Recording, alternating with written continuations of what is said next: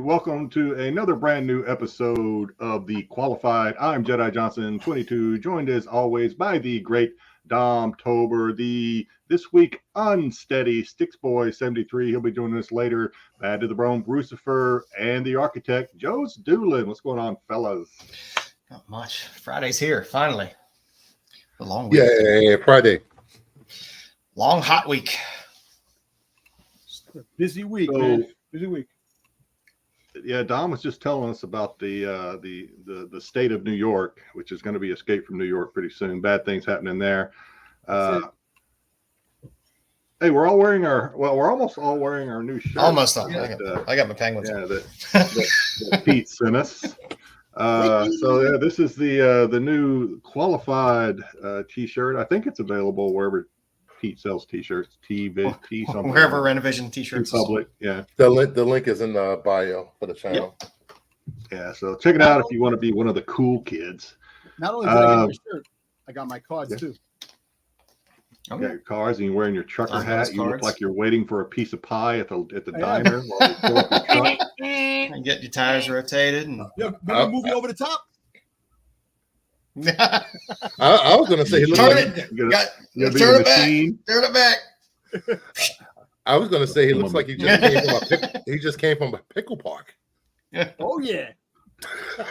Beer cans, man. Sit back and take some. Brucifer showed us on IG earlier this week a terrible packaging job that he got from somebody that got into a little back and forth with, and then the guy just sent him the shittiest packaging slab I've ever seen. Yeah. And then of course the video that was making the rounds of the guy that sent a slab and he packed it with rocks. You guys, I know everybody here saw that video, right? So that's nuts. So we know Bruce got one. Dom, have you ever gotten just a shitty package that's just packaged like shit? Yeah, from overseas. When you get the international packaging, they put that shit in paper dishes. I got comics in paper dishes with tape wrapped around it and sent to me at one time. Crazy. Bruce might have deserved it. He didn't. I'm just joking. I waited. I'm playing. Luckily, Bruce slab made it in one piece. But it reminded me of this story, if you will indulge me for a minute. So several years ago, when I was a middle-aged lieutenant in the Navy, I used to tell my division that I thought it was funny because I'd be walking across the parking lot and I would see a penny on the pavement in the parking lot, and I would pick it up. And one of my sailors asked me, "Why you pick these things up?" I said, "Well, it's a penny, you know." So I'm old school. Pennies money. So I actually had this novelty Miller Lite.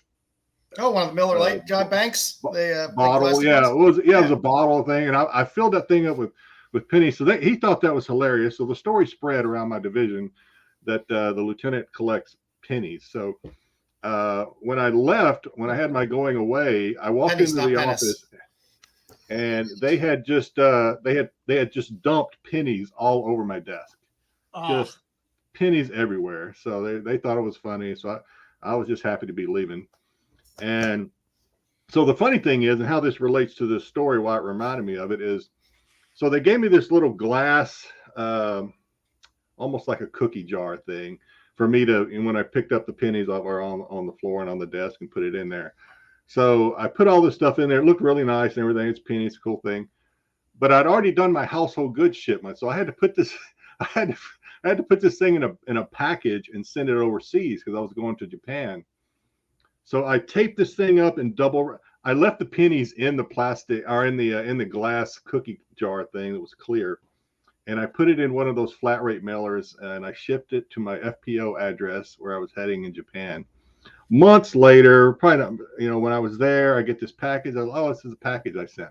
I opened up this package, and in this package is just this glob of wrapped bubble wrap, and inside was nothing but pennies and what looked like sand. Those pennies had cracked that glass and had wore it down to like sand. Wow. That's some rough. Yeah, I thought that was crazy. Like, I think they were kicking my box around the parking lot or something. But anyway, that's what it reminded me of for no good reason. The crazy thing is that when you pack stuff, especially collectibles, people should know to pack it up a suitable and I just don't understand how people do things. I don't understand the rocks. That's just, I mean, obviously I made a bonehead, so maybe I should give the guy a little credit. I made the bonehead decision of thinking pennies were going to get there and not harm a glass cookie vase. But yeah, that was a bad. We got Styx Boy. The always steady Styx Boy 73 has joined us. Stop talking about him, Dom. Don't say anything else. What? What? You know what you were saying about Styx. You know. Oh, Yeah. Now I gotta watch the replay. That was pretty. We bad. all agreed. All right, let's say, Joe, are we ready to say hello to the chat? let's say hi to the chat. All right, so GT Comics coming in number 1, 2, and 3, and then I'm going to read it. The most unattractive comic book YouTube panels are fielded on Renovision. And that's saying something. You watch comic book, you watch comic book YouTube, it's a leper colony out there. Nobody takes more offense to that than Dom. I'm telling you right now, Dom is upset as hell that you said that. I'm coming for you. I like watching horror films, and it's Friday night. It's like watching. And then he corrects the spelling for leper. We get it, GT. We get it. You don't have to correct the spelling. We understood. We get it. Don't worry about the alien invasion. Worry about the Dom invasion. Dom is. You've hurt his feelings. That's all I'm gonna say. Buffy, the Buffy guy. I would take personal offense to the leper colony comment if it weren't true. Rough crowd tonight. Hey man, what's up with you people today?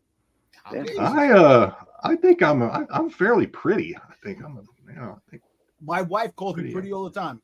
I'm pretty average out here for all the sons of the soil that I'm around out here. I've got killer legs. You'll never see them, but they're drop dead. Christopher's looking. He wants. Barlord Edward back. Barlord is here. He came over with the Hot 10 group. Hope you check that out. Hopefully he's still around. Cosmic Corner. Hello, everyone. What's going on? Cosmic. Ed LeBeau. Hey, Bluebeards. What's going on, Ed? Hope you hang around.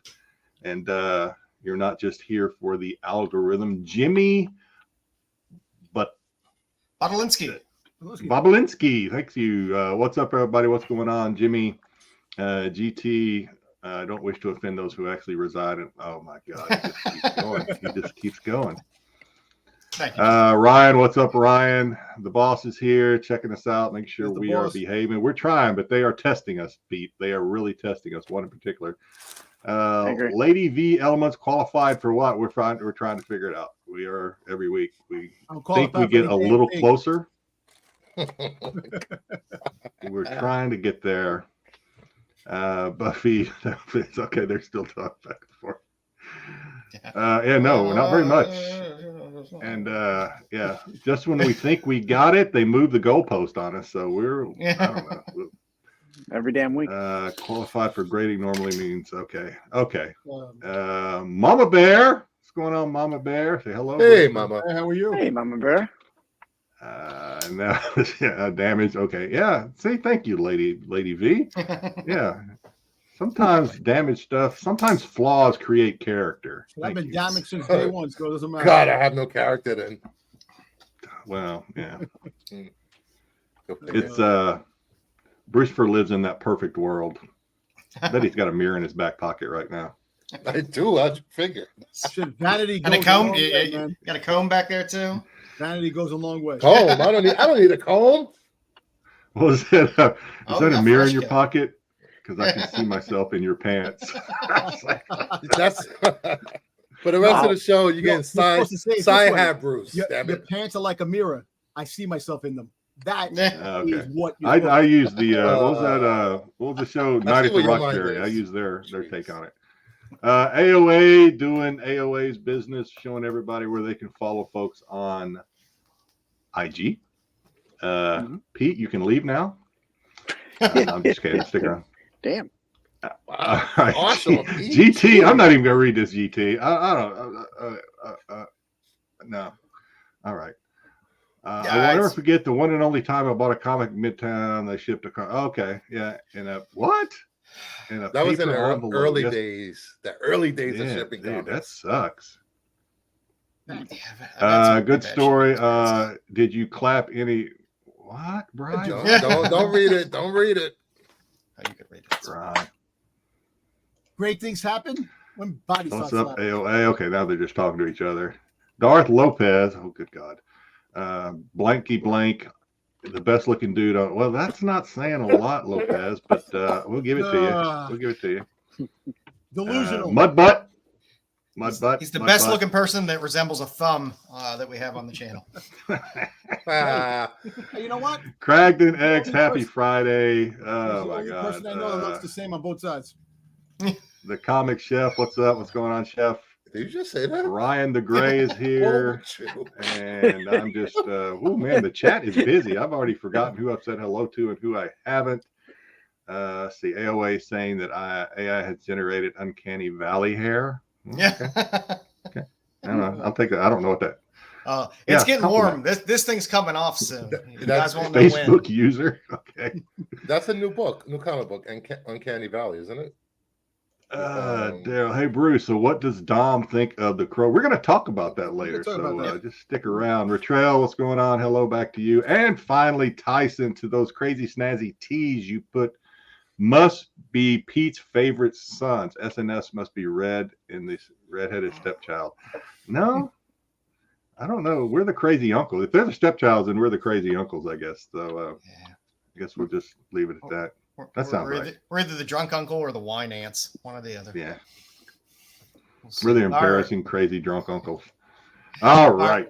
All right, Bruce, you ready? You ready to do this? What are we doing? I don't want to.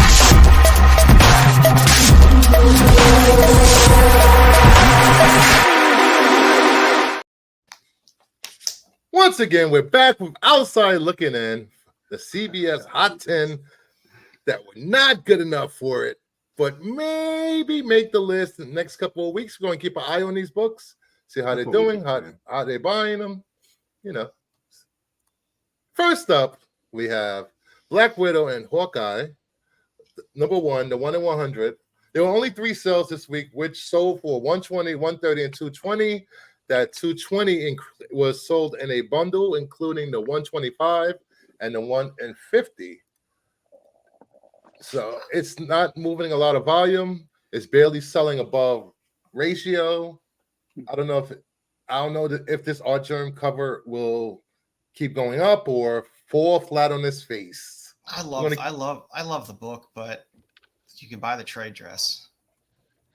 I like Yeah. the cover. But when you The can buy the cover trade looks dress, it's like, I mean, it's a great shout out for Golden Age, right? I mean, it's Yeah. kind of a I love So- I love the cover. It's one of my favorite art germs since he did that Catwoman cover, the classic Catwoman cover many moons ago.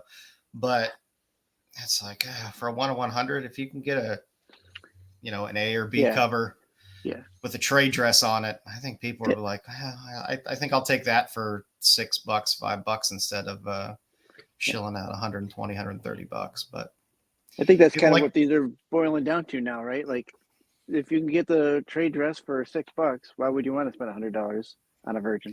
there's too many Virgin covers. If you don't organize your books on a regular basis, you're stuck with all those bagged Virgin covers, and you're figuring out what the hell book it was. Well, you can always buy those And- clear backing boards. Oh, not made of money. What? Doesn't everybody have clear backing boards? What the hell? What are I those? think I have one in my books. Can't find them. I got 3 that I got with exclusives, I think. Maybe 3. Yeah, but it's a great cover though. I mean, it's fantastic cover. I actually like when they put the old school looks on the covers, characters on the covers and stuff like that. So it's one of the better art germ covers that he's had in a while. So yeah, I mean, it's a 1 in 100 selling for slightly, I mean, a little bit over ratio. So I guess that's saying something. How long's this been out? This week. This week.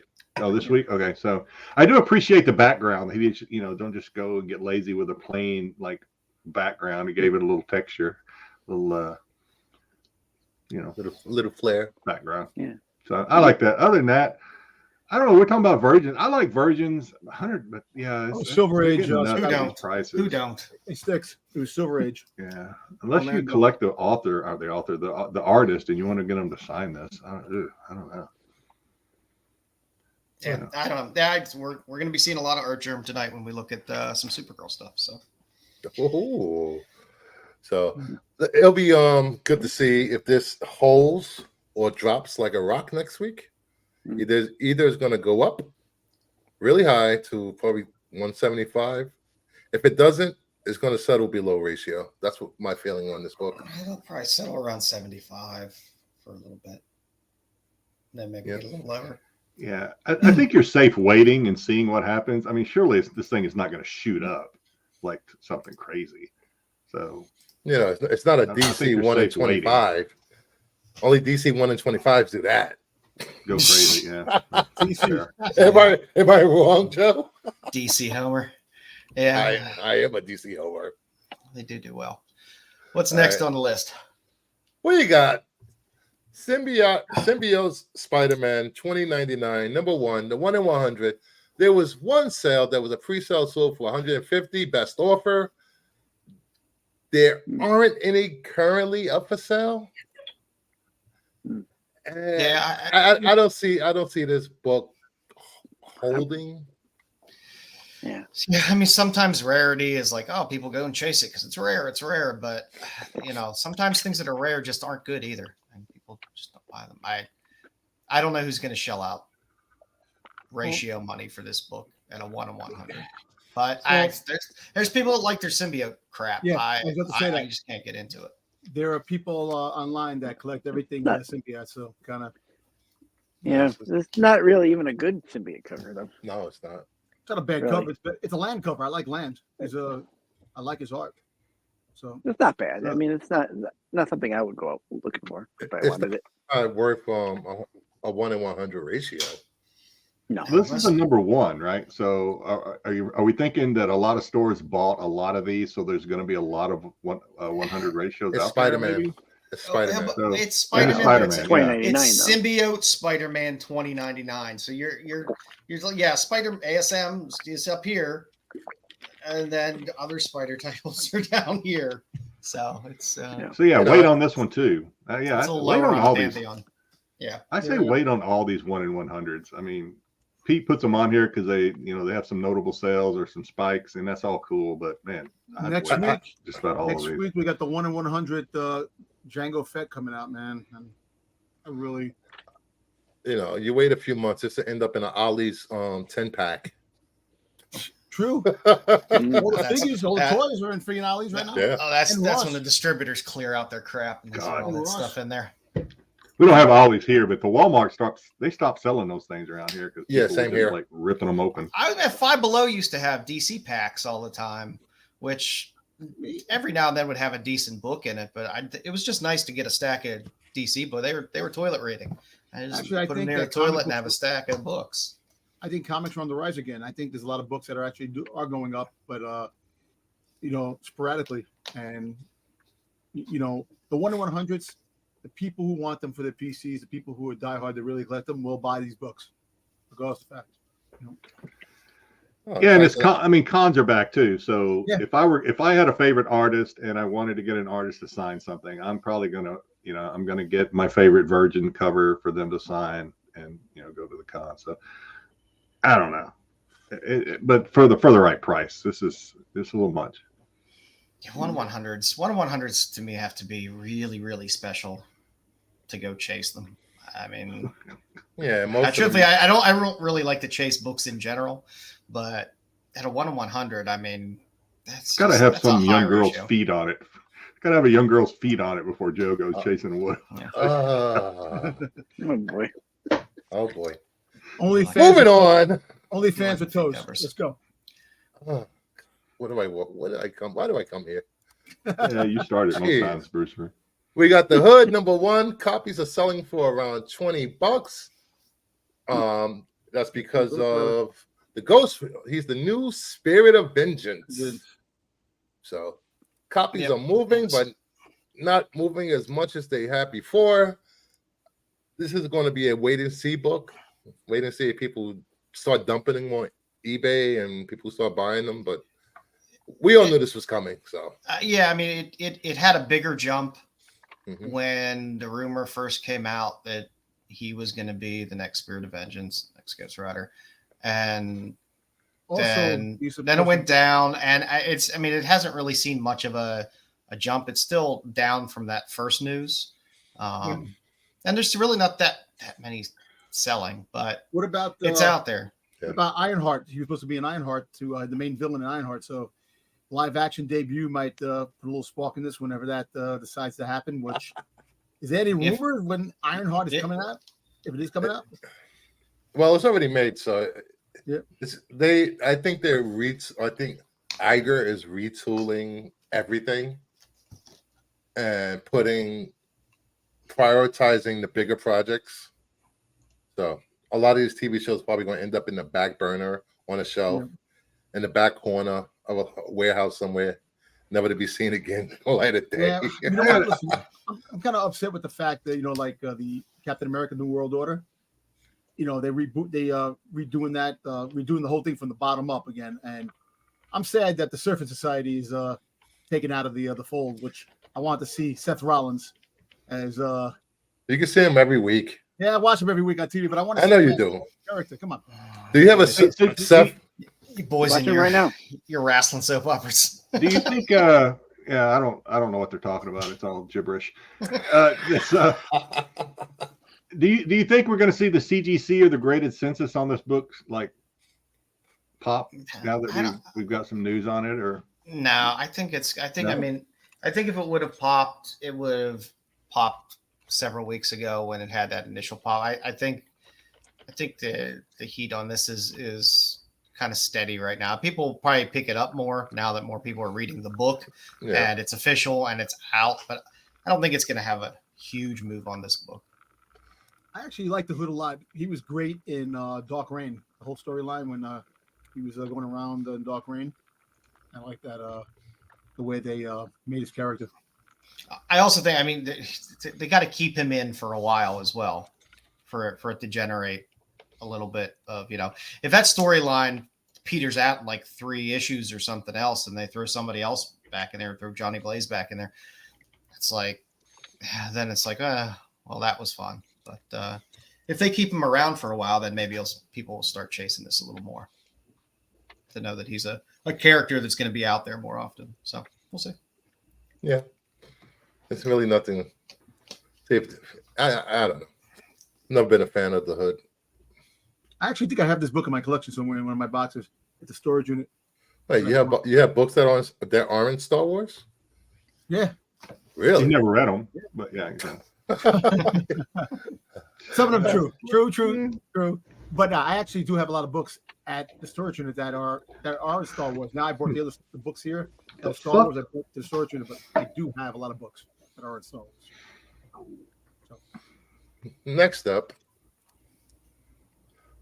we have Godzilla in Hell #1. We had a pair of sales. They're selling between 70 and 75. Last week, this book was at 40.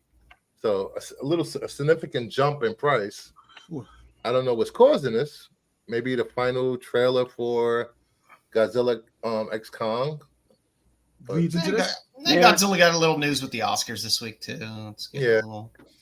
But you got the DC Godzilla vs. Kong series ending, and but I don't know. I don't think that Brucifer might have a point for a significant Godzilla book just to go up.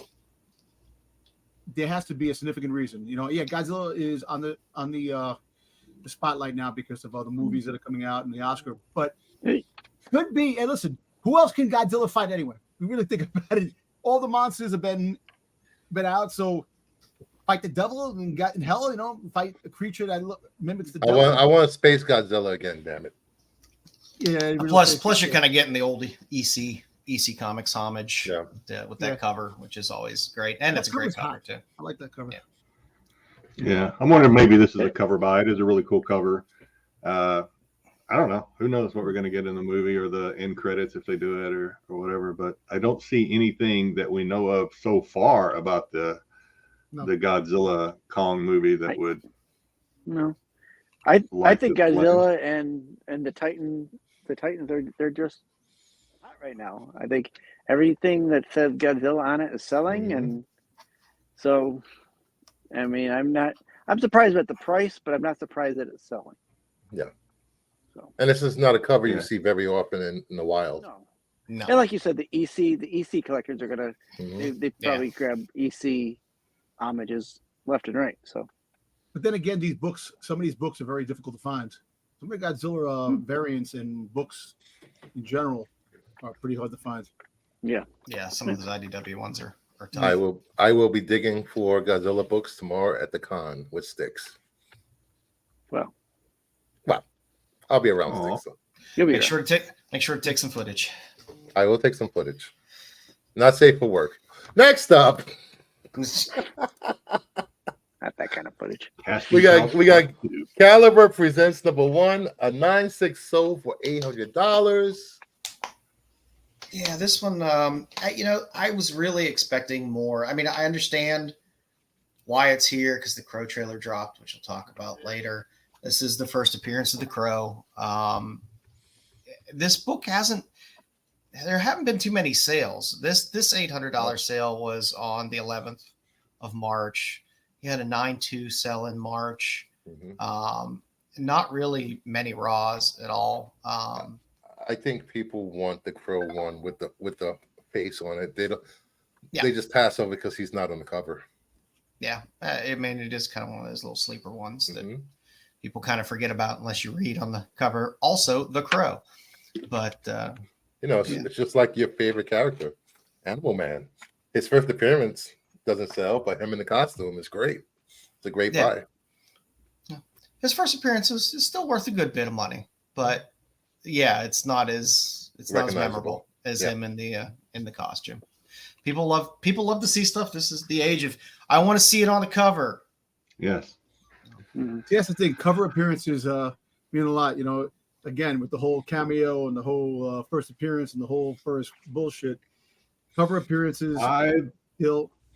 Still in the morning. I've been saying that for a while, from way back when we used to talk about it, Dom, on the Sunday show, the Star Wars show, and we would get met with kind of a shake, and by people on there saying that first appearances on covers don't matter, and I said they did. Dom was on board. I think Dom agreed, and I think we're seeing it now. Will it ever be more important than a first appearance? I don't know. Depends on who's buying it, but cover appearances are very important. And I don't like in the way people spend their money. The only thing I don't like, Jedi, is first appearance on cover, but they're not in the book. That's the only thing that will irk me about that. They do that a lot on Star Wars books. Yeah. Because Star Wars does all the tribute and Hulk 181 is the best example. You have a panel of Wolverine at the end, the 180, and then you have his first appearance on the cover and in the book in 181. So that book is definitely a gold mine, but the first appearance of Wolverine.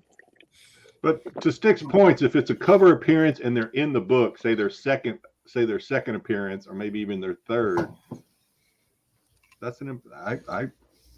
think that's important. I think people because That, we're that's a little living more than we just live in the being on age of cover. slabs, and people want to see stuff without cracking the book because they're afraid they're going to create a spine tick and or whatever. I don't know. But Oh, you need Damn it. a slab cracked. I can crack.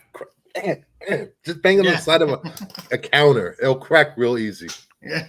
without damaging the book.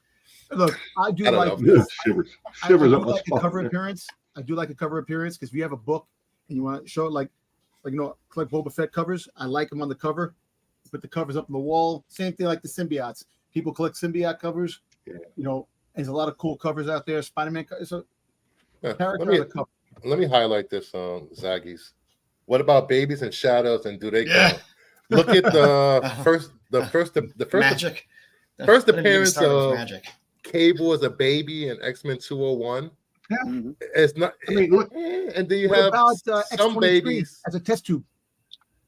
look at I hate to. I mean, I know Star Wars more than all the MCU stuff, but look at the first appearance of Yoda. First appearance of Yoda has been accepted as Star Wars 41. He's in a shadow on the back page. The truth. I mean, so that whole argument to me, that's like my ace right there. I'm like, no, screw your logic, because Yoda, boom, 41. It should be The first 42 appearance. if we're going to stick to, or maybe even 43. Well, the first appearance of Boba Fett is in the movie special, the Price Strikes Back movie special is magazine size, or the novel. We've gone too far. Don's talking about Boba Fett. I know. I'm just saying. But I'm just saying. and an accepted first appearances for Jonathan Kent is Convergence #2 as a baby. Like, I don't know how they do this. Some baby appearances don't matter. At some point, we'll be specking on Conception. So, Woo! Talk about it. He was the gleam in his daddy's eye, first appearance. Hey, There but you if go. you were a crow I saw collector, him would in you there. want this book? If you're a crow collector. Oh yeah, definitely. Yeah, I mean, I this feel is like this. Crow, yeah. I So, mean, So can we call it the first appearance of Jizz? oh, the Jizz variant. Here's the line, Brucifer. Here's the line, and you just stepped over it. I'm just saying. he I was jumped just over it. speaking for like an hour. He says worse stuff than I do over here. Come Oh, on. me, not me. Yeah, you over there. You brought visuals into it, and damn Exactly. it, I just don't like it. You were saying I could do a skeet, slideshow. skeet, all the way home. No, Move along. yeah, I don't know. Either way you look at it, first appearances will always hold a significance, whether they're on the cover or not on the cover. yeah. A first appearance will always be a first appearance, whereas first on cover, whichever way the crowd's moving at the time could swing that book up or down. But And first appearance is always first What appearance. Hector T says right here. If you count on the hobby or collector to determine first appearances, we're never going to figure it out. No, Yeah, that's they have Yeah. if you count on Yeah, too much collectors, invested. if you count on the collectors, they'll just say whatever Thank you. short box of books they have to be the first appearance. Now you'll put three collectors in a room and get four different opinions. That's for a first appearance. So So all right. this is our last book on Sure. Outside Looking In.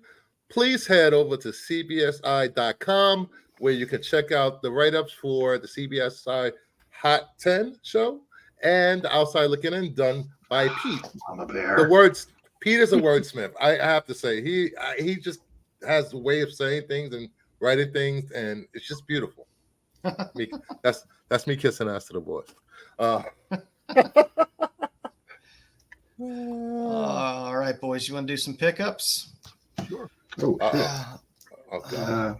Yeah, I got some stuff. I'm here. I just got a few to show this week.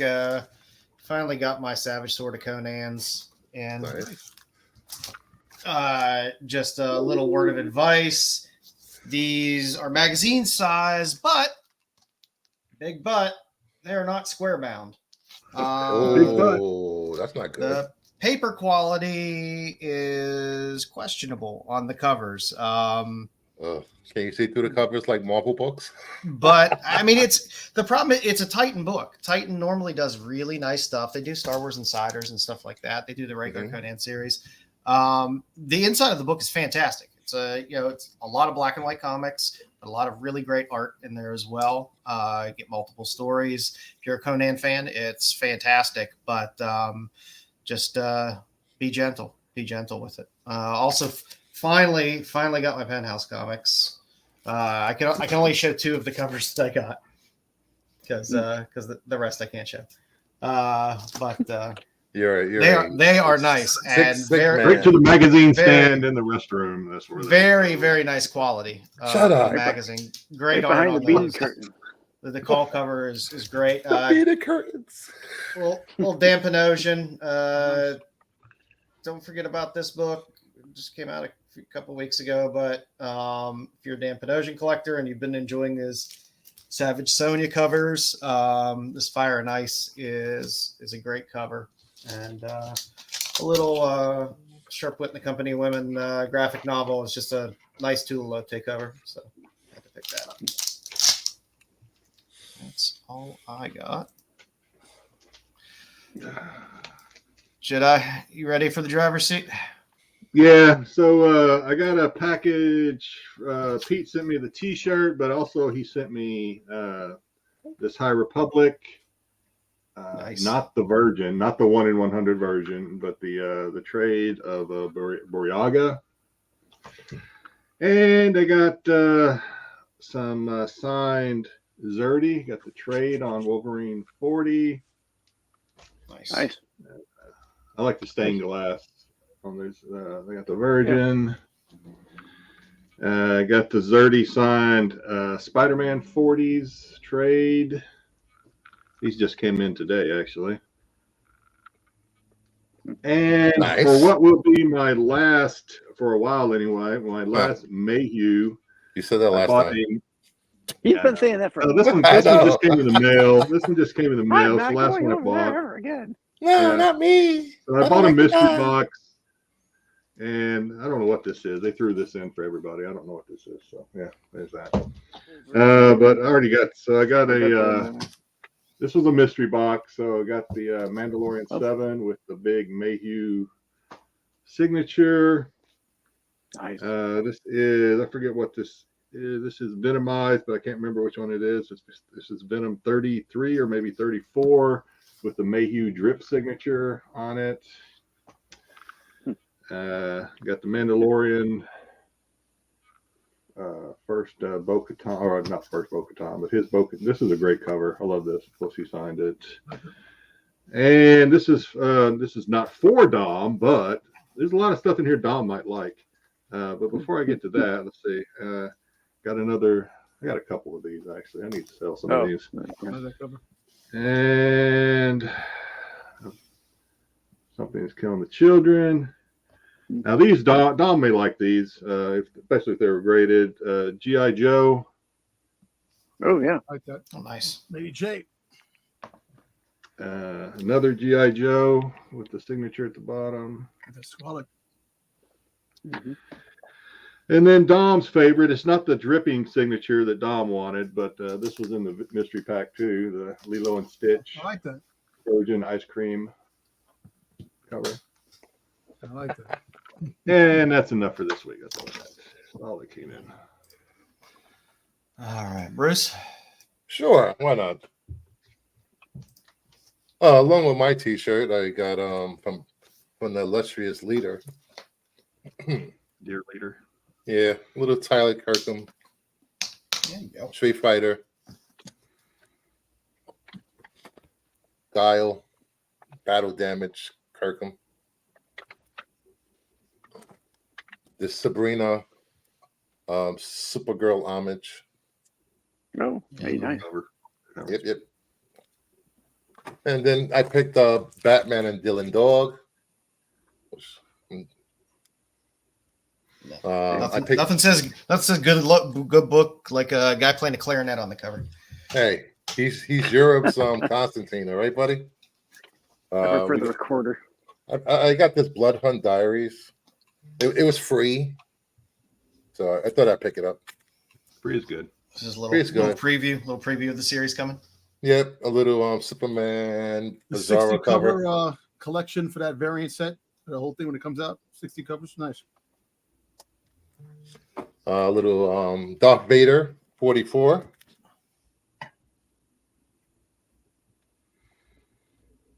Is that that's not the 25? Maybe. It's just a regular A or B. No, this I might don't be the remember. 25. Might be the They 25. showed it on Sunday. I can't remember which one it was. Yeah, I think it's the one in 25. That's the 25. Okay. Yeah. I think so. Yeah, it's a 6, so I believe it's the one in 25. Looks like it's Holderness Johnson. Oh, disgusting. Hey, It does have a low grip on that hole. That hilt. Little boss logic. His Schwartz may be a little bit bigger. I picked up I think it's the one in 25 of Avengers Twilight. That book's still doing well. Yep. I got the Ultimate Storm cover. Storm. I picked up the Lullaby Baby. The call cover. The call Napalm Baby. cover. Yep. Napalm Lullaby. Yep. Uh-huh. I got the Space Ghost Ashcan, Ooh. Nice. Ooh. the Comic Bjorn Pro Bear. one. Is that it's Bjorn Barron's cover, isn't it? Yep. I wanted this for a while. It's Superman 423. It's the last issue before it becomes Adventures of Superman, with story by Alan Moore and George Perez art. Oh, Nothing wrong with yeah. Alan Moore. Yeah. That's cool. Yep. Nice. I like that panel art like that. Nice. Yeah, I like when they did that. And I got this. A little golden age love for some His Captain- left there, Zach. Captain Marvel Jr., number 51 from 1947, 8.5. Oh, there you go. Nice. Nice old label. Yeah. This might be a bit of Styx was almost old enough to drink back then when that came out. He was just born.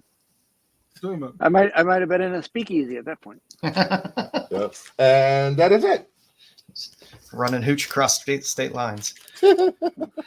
I don't know. Hey, before you go to whoever's next, this just happened. I got a little story. This just so my son and I had lunch today at Subway, and before I left Subway, I topped off my my soft drink, Diet Pepsi, or actually Diet Coke, but I didn't have a straw. So go back a little bit. My son, being a Gen Z, he likes recycling, so he bought me this package of straws made from, like, what do they call it? Paper? Like recycled plastic. No, it's like Save the recycled turtles. plastic or something like that. It's like the composite plastic, whatever they do. Are they the biodegradable ones that fall apart? Yeah, they suck. They quite And crack easy.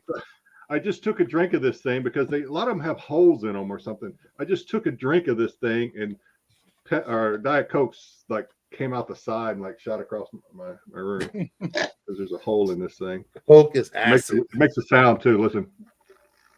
That's what we heard. Yeah, what that was. Sounds like a fart.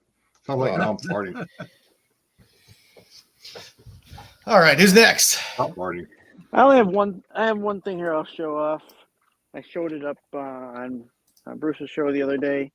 If you saw my IG post, I had a package come in from the UK.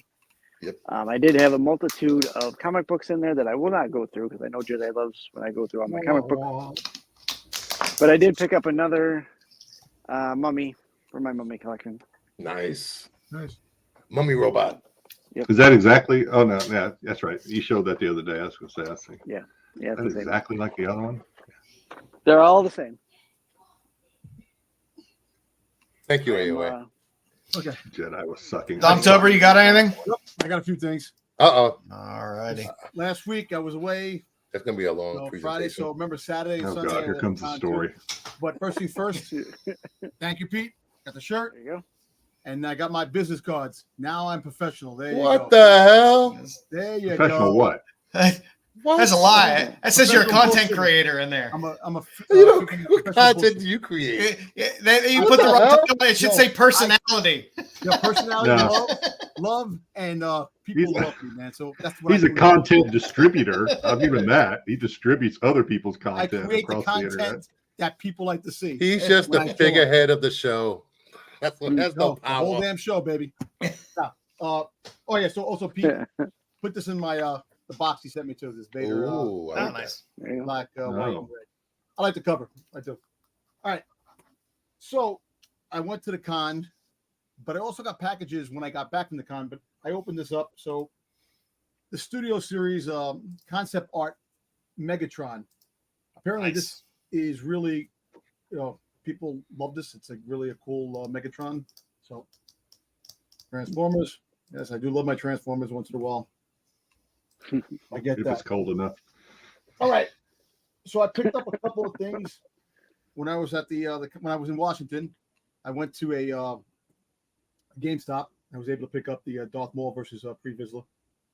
Mm-hmm. And so eventually try to get this autograph when they ever come to town. And I love Reese's peanut butter cups, and I couldn't pass this up. You got the Reese's Funko Pop icon. Oh, there you go. You gotta get it, Reese's. Nice. It's cute. Look how cute this is. Oh, okay. With his damaged head because somebody took a All bite right, out of it. now I wonder if Yeah, it says hungry. this. I wonder if somewhere on that box it says "Do not eat." This is not. Yeah. you know what? Somebody will probably try to eat this. I guarantee. I know. And our today, yeah, somebody tried to eat that damn thing and then sue the company because it's not real chocolate. Yeah. Yeah. So at Washington, I had a really good time. I got With my Funko. wife, we had a Pop. good time. She enjoyed going because we went to tea time, which was really exciting. That was an exciting moment. Tea time. It was good, and it was great to have some quality time with the wife. It's always good. So she took time out of her Did busy you buy life. her a tiara to wear during tea time? Did she have a tiara? No, he did not. Oh. Did you at least have finger Ah. sandwiches? Fair. At least Where we was had the finger tiara? sandwiches. Yes, we did. It was good.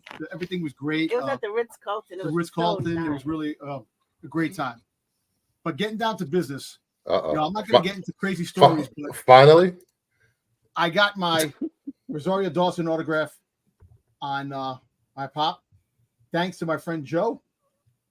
He had an extra ticket, and he sold me the ticket because he sold out. Are you saying Joe listened to his wife and actually got the tickets in advance? Yeah. It's true. It's true.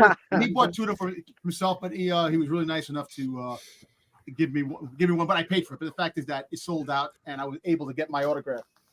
I got that autograph, and I got Natasha's autograph too for Sabine. Nice. So I'm happy about that. Nice. Nice. You got 2 kisses and a heart on that. Yes, I did. That's And nice. she's a sweetheart too. So when I came back, I got a package that I actually got on eBay that I was looking to get. Won't be the first time you got a package. Yeah, the bigger the better package. Oh. So $7 a pop had these limited edition autograph pops from Tamir Morrison, and this is 50. Only 50 of these were signed. I'm actually waiting to get Ming Naz again. I already have I'm them. waiting for the other 49. There's so many autographs I got to get, man. There's so many people that I get, but I'm happy I got this Boba Fett, and yeah, so that's about it. I got the autographs I wanted going to the con. Great time with my wife, and I. Nice. What happened? Before you move on, I just want to say to the chat, we're taking super chats because we're having a donation drive to buy Dom some fucking sense. He needs sense. You will never make enough. You'll never make enough. Yeah. No. Also, I actually met Hayden too. I didn't get his autograph, but I met him. Said what's up, and I told him I appreciate it. What's up? Yeah, I didn't have I wasn't getting his autograph. I just went in with my friend. We went into the thing. And I got to see him, and same thing with Rosario Dawson. I didn't get a chance to take a snapshot with her for a selfie because Steve was so busy. But she was really cool too. She. Over 3 hours. Did you ask Hayden if Rosario is really that slow in real life? Now listen, it was 3 friggin' hours. We waited online for like about 5 hours, man. To be honest with you. No, for Natasha an hour, and then Hayden was another thing, and then Rosario. So Separate line. yeah, but about 5 hours every friggin' thing. Math is hard for Dom. Yeah. He's just bulking it all together. 2 + 2 = 7. There you go. All right, boys. IRS must 2 + love 2 you. = Thomas Jefferson. There you go. Sure they do. They do love him. Gotcha. Today's Pinup Boys is presented by Enoch Bowles, fantastic pinup artist of the 30s and 40s. He is known for doing a lot of the spicy magazines back then, a lot of the covers, such as Spicy, which was a pulp magazine back then, pinup magazine, Film Fun, stuff like that. So shout out to Enoch. Giggles questioning her life choices right now. Always. Always. For Comic Now and Later this week, that was a bit of a rough week this week. I just tried to find stuff that people weren't talking about. So I like the Outsiders 5, the Skylar Partridge cardstock variant. That's It was a a nice, cover. yeah, it was a nice Batwoman cover. They've been doing a lot of vampire covers with her. Yeah, It's telling you something. yeah, it was a nice 1 in 25. So DC always seems to do pretty well with their 1 in 25s. Also, I dug the 1 in 10 Transformers 6 cover this week. Starscream. It's just nice Starscream. I thought that was tape over his mouth. That's his name. Yeah, It he's does just look like pissed. tape. He's just Yeah, very yeah. pissed. Just very, very pissed. And then I threw in the Amazing Spider-Man 4, the Unknown Comics, Comic Trader, Sleeping Giant, Kendrick Lim variant. I like Kendrick Lim's stuff. You don't see him as much as you see a lot of the other artists. So when he has an exclusive or a variant out there, I always like picking it up. And this is a pretty good one if you're a Black Cat fan. So I do like it. and heading into the future, I went on the cheap side. No ratios this week. Whispering Queen, which is coming out in May from Image. It's a Fiona Staples cover. So if you're a Saga fan and you like Fiona, it's a nice cover. And we're getting a Doom series coming in Really? May as Another well. one? Go figure. Why? They're promoting Doom already? And this is a Sanford Green cover. So if you're a Sanford Green fan, which most people should be because he's a great artist, this is just the A cover. He's also, I like the believe, cover. doing a lot of the story and the interiors. So I'm sure there's a 1 in 100 for that cover, Colin. I want Yeah, 50. there's plenty of ratios for it, but I was more excited about the fact that Sanford Green's going to do the interiors as well. So that's nice. And then a Dark Horse book. All the covers on this book are good. It's called Into the Unbeing. It's just a really weird horror-looking book, but all of the covers look outstanding. This Hayden Sherman, I'm not familiar with much of his work, but the art looks fantastic. So if you're a horror fan, this looks like this could be a It's like fun hamburger meat coming out of his eye sockets and mouth. Yeah. That was pretty cool, though. It looked like a zombie robot, maybe AI or something. Like, could be No, that's zombie. zombie. It's got to be stuff. zombie. Yeah, brains and But it decayed flesh. I liked it. It kind of had a Jeff Darrow kind of feel to it in terms of the art, and Oh, yeah. for a Dark Horse book, and this just being an open order cover, it looked like a good one. So something to keep an eye out for in a few months. If there's a variant to that book, maybe it'd be even cooler. Who knows? But I don't know. Dark Horse doesn't make that many variants anymore like they used to. No, they don't. They're when they do put out books, they seem to be utterly inconsistent about how they put them out and how often they put them out. Well, that's what I got for this week. Heading into news this week, we got Sonic 3 wraps filming. Anyone excited about seeing Sonic this I December? have not in seen the theaters? other ones. I have No. not seen I the haven't other seen the second one. I keep forgetting to watch it. No, I mean, my son loves these movies. I mean, this is his generation, Gen Z, millennial, whatever. They love their Sonic. So I know I'm going to see this on opening weekend when it comes out. And Yeah, like I next said, weekend, right? is it next weekend? No, he said. No, not next weekend. No, that's Ghostbusters. Oh, yeah. Never mind. Oh yeah. This is December, I said. So, yeah. I mean, I'll go see it because I know can't speak for myself being excited, but I know my son is pretty excited to see this when it comes out. So it makes you excited, Jedi. His son is happy. I'm always excited to spend time with my son. So Yeah, There you go. I think this the will do older pretty you get, well. the more Oh yeah, the more they don't want to spend time with you. yeah. You take everything you can get. Exactly. Yeah. Yeah. But no, this should do good, especially opening around kind of Christmas break time. This should do pretty good in the theaters. Yep. Fall Guy is receiving extremely positive buzz. Early reactions have called it one of the best action comedies in years. It's getting good early buzz, and also as a side story, the stuntman Logan Holiday on this set the Guinness Book of World Records for most cannon rolls in a car. That's when the car. I read that. So first of all, I know everybody else is like, for whatever reason, maybe it's nostalgia, maybe it's because I want to see it, even though I don't think it might be like a close cousin to the actual show back in the 80s or 70s, whenever it was 80s. I know everybody's excited to see Godzilla and Kong, Yes. and I am too, but I am kind of excited to see this show. I will be seeing this on opening I am weekend. hoping. I'm sorry, Jedi. Lee Majors. I was just gonna add that I read a lot of the video clips that went along with this article about the stunt setting the world's record, and so there is I guess they just decided, hey, we got to do a scene where this car has to do a barrel roll, and they're like, we got to do it. Why don't we try to break the world record when we do it? And they did the math. God, I don't know how they did it. They figured it out. How many whatever miles per hour it would take and thrust to break the record, and I think it was 8.5. Yeah, was the new record that they set. 8.5 cannon barrel rolls, whatever they call it. The prior record was set in Casino Royale with 7. So I hope that Lee Majors has a cameo in this. He should. Oh, he better.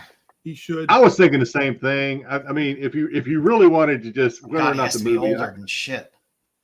the movie is getting good. Like I said, they said it's like what's his name? Like one of his best movies that he's ever done is what the people are saying that have seen it. And yeah, I would like to see Lee Majors, although he is getting old. Hell, give me Heather Thomas. I don't know. I think. I would love to see Heather Thomas again. I think Heather Thomas is still pretty presentable nowadays. I haven't looked her up recently. What was the other guy in the TV show, the sidekick? Oh God, I always forget his name. He's that guy. I had it earlier and now I forgot. I always forget things when I get on camera. I tell you what, man. Ryan Gosling. I finally got to see. I watched a couple of takes with the Oscars, and he sang "I'm Just Ken." I love that song. That song is freaking awesome. And when he had Slash singing that song, that was a great song. Freaking, I'm telling you, man, I like this dude a lot now. And then you got the jail bondsman or bonds lady who was in Fall Guy and was also in Night Court. I don't know her name either, but yeah. So Lee Majors is 84. The guy you're asking about. I thought we were gonna get some more out of that. But I thought we were gonna get a little more than that. Heather Thomas. I thought we were gonna get Heather Thomas. And the co-host, co-guy you're talking about, his name was Douglas Barr. What was his character's name? Did it say? Howie Munson. Howie? I think it was Howie. Was it Howie? Yeah, Howie Munson. Howie, yeah. Yeah, with Marky Post and then Heather Thomas. Yeah. Yeah, Marky Post was a good-looking lady too back in the day. Yeah. Good stuff. Six in the 70s. Look at Brian. I'm excited to see it. It'll be. I just like a fun movie. Yeah, I'm really looking forward to it. Really am. Has anyone actually watched the Crow trailer? I watched it. I did. Yes. Yeah. I did a reaction video to it for it on my show. I thought it was great.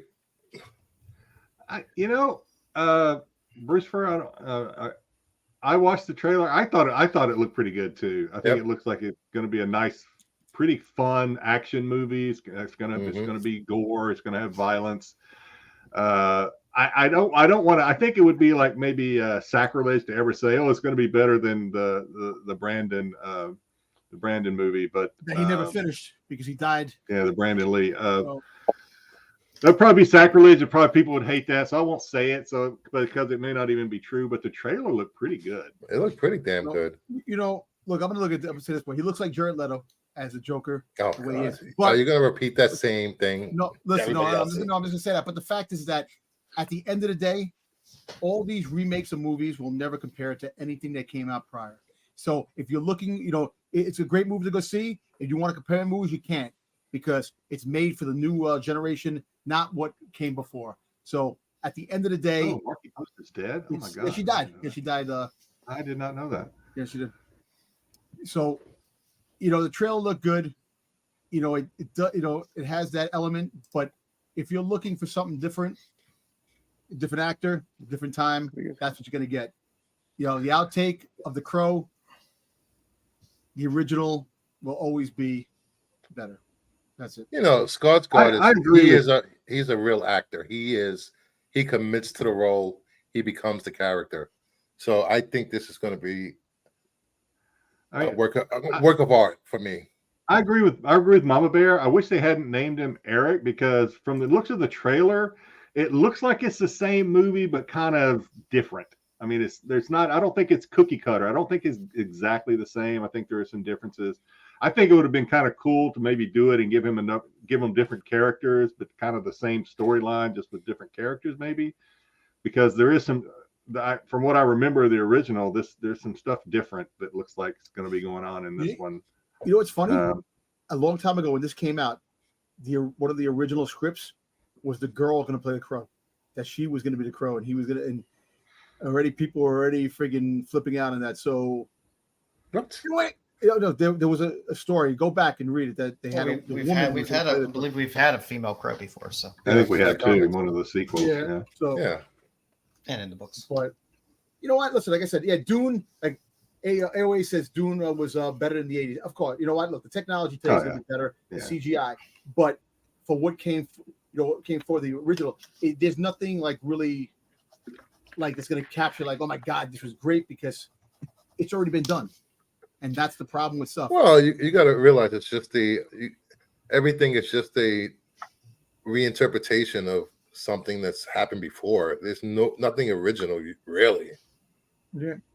So when you watch something, I've seen some original things. It may raise the bar in CGI and special effects because of the technology today, but the feeling you had when you first saw something when it first came out, you're never going to have that feeling again. To a point, maybe kids today might see something like that, but the people who grew up back in the 70s and 80s, that nostalgia feeling. Look, I'm living and learning of what I have to, I grew up in the best times, man.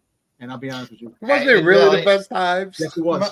Most of the people that are going to go see this probably have never seen the original, so they'll be walking in with a blank slate. There's going to be people that hate it, and that's fine. I mean, it's been what, 30 plus years?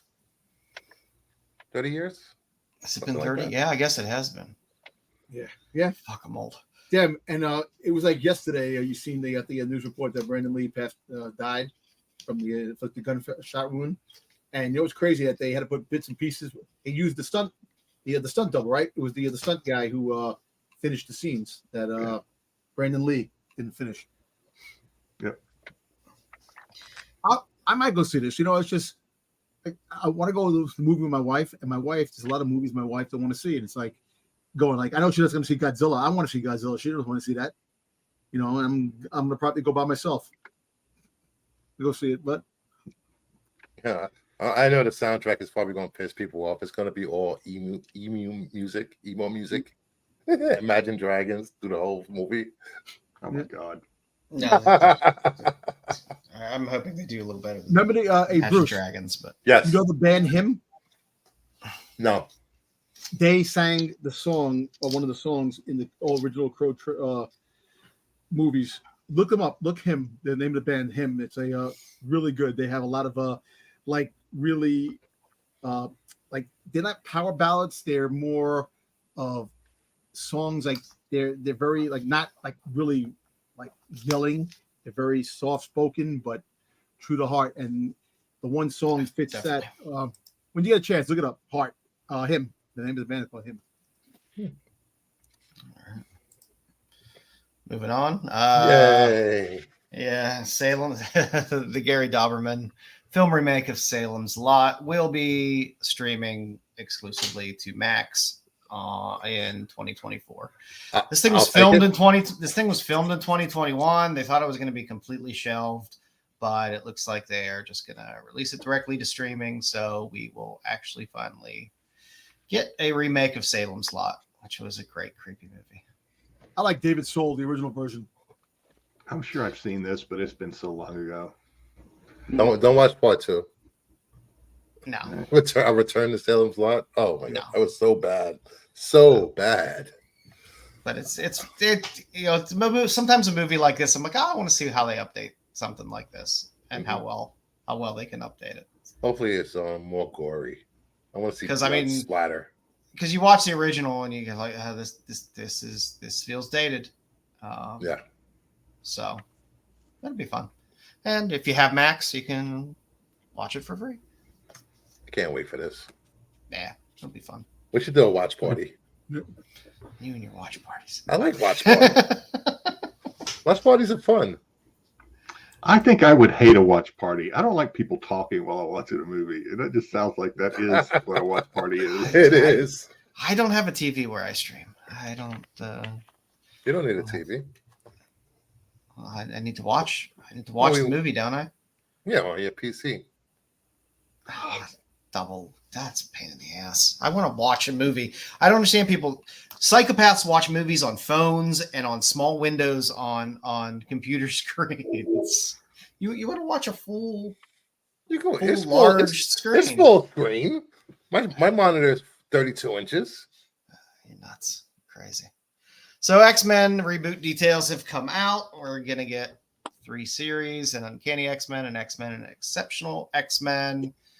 Gail Simone's going to do the Uncanny X-Men. Jed McKay's going to do the regular X-Men. And Eve Ewing is going to do Exceptional X-Men starting summer 2024. So we will finally get an X-Men reboot to finally get rid of all that Krakoa bullshit that we've had to deal with for the past several years. Some people actually like that Krakoa stuff. Not me. Now those people are people. I'll just leave it at that. It was right. It was too many books. It was too all over the place. It was they needed to streamline things down. You know, you don't need 30, 40 issue crossover events going through, and then you have to read all the books in general to know what the hell's going on half the time. You know, I was so happy they only had 3 titles, and then like a few hours later, they announced 6 more titles. Yeah. I was like, what the hell? I was They excited never to learn. see. I was excited to see X Factor on there. I was like, oh, can we get a good X Factor? Yeah, they never learn. They never learn. I was happy that they were paring it down and rebooting. I was hoping they were going to just keep with this for a while and then maybe slowly branch off a little bit. But we'll have another 40 X books before you know it again. And it's fine if they can keep separate stories. It's why I stopped reading X-Men books. It's like I didn't want to have to keep up with everything that was going on. I didn't want to read all of the books. There were a few books that you could read, a few of the series that you could read as kind of standalones, but it really helped to have the context of everything that was going on to really get into what was going on with all that Krakoa stuff. So you'll be able to get a sneak peek at this new lineup with a little tale by Gail Simone on Free Comic Book Day 2024, which is in May. So they're going It's back first to week of number May. ones, huh? May 4th. They're going back to number Yep. ones, all number ones. Yep. 50,000 covers. Oh yeah, there's going to be 8 million covers of this, but I mean, half these books only go 10, 15, 20 issues before they reboot to number ones anymore anyway. So yeah, it is what it is, but at least they're kind of going to start from scratch and maybe clean things up, and we'll see what we get. The team lineups look good. The Uncanny X-Men lineup looks good. With Wolverine and Nightcrawler and Gambit and Jubilee and Rogue. You could have your X-Men. I mean, my problem is I like Jed McKay as the best writer out of those 3 that are writing. But then you got Cyclops out there in the front, and that just kind of shits the bed for me. The best X-Men. Thank you very much. he's not even the best Summers. He's the greatest Summer. He's the worst Summers. Vulcan's even better. Cyclops. Alrighty. Well, as we talked about before, the new Spirit of Vengeance is the Hood.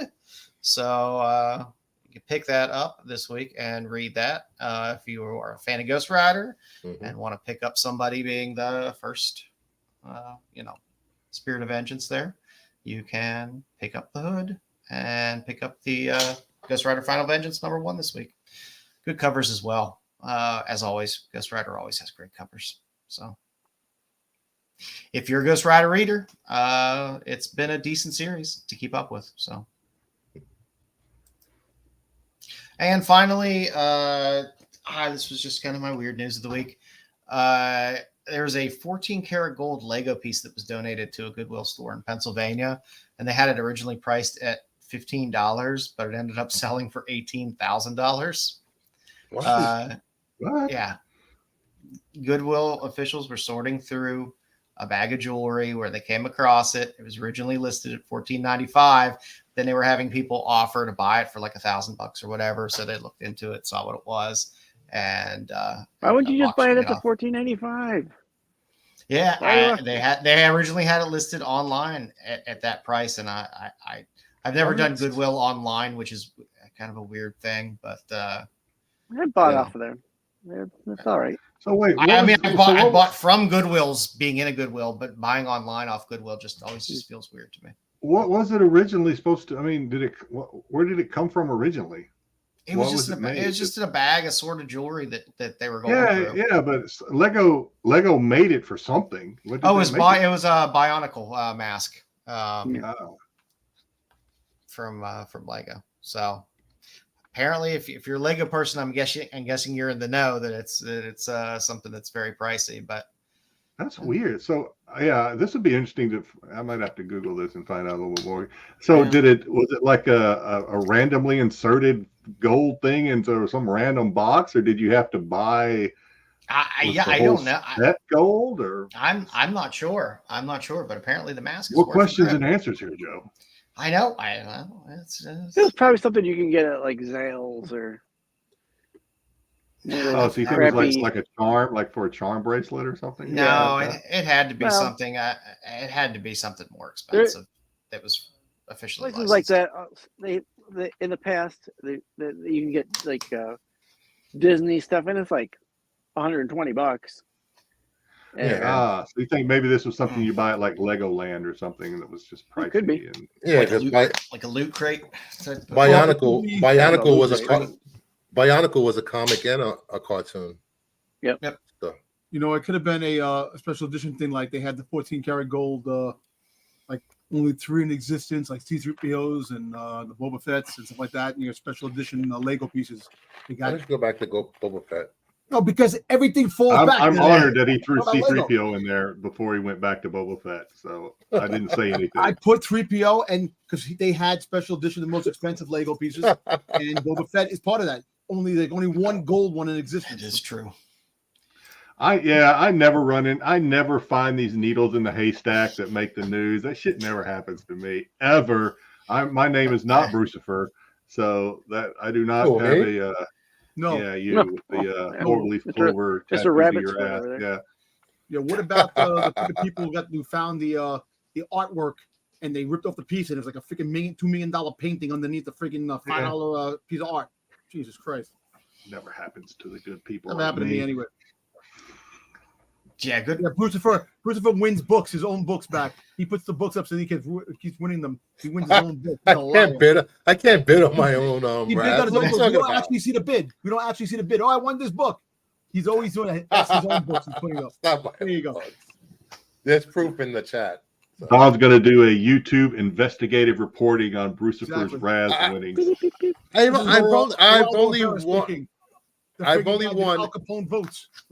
only won 8 books in the last 2 weeks. Only 8 books. Only 8 books. How many did Red 5 win? How many won? It's not my fault. He had bad luck. Yeah, no, because you take Zero. Deny. Lie. All right, Jedi, you're up, buddy. So this was Dom. So that's not a comic. Sale of the week. All right, had to throw that in there. This was Dom's idea from last week. Movie posters, original movie posters, or at least they were listed as original movie posters. Some interesting ones in here that you might not know would be worth as much money. So obviously Star Wars, no brainer from the original. Leia showing us the thigh.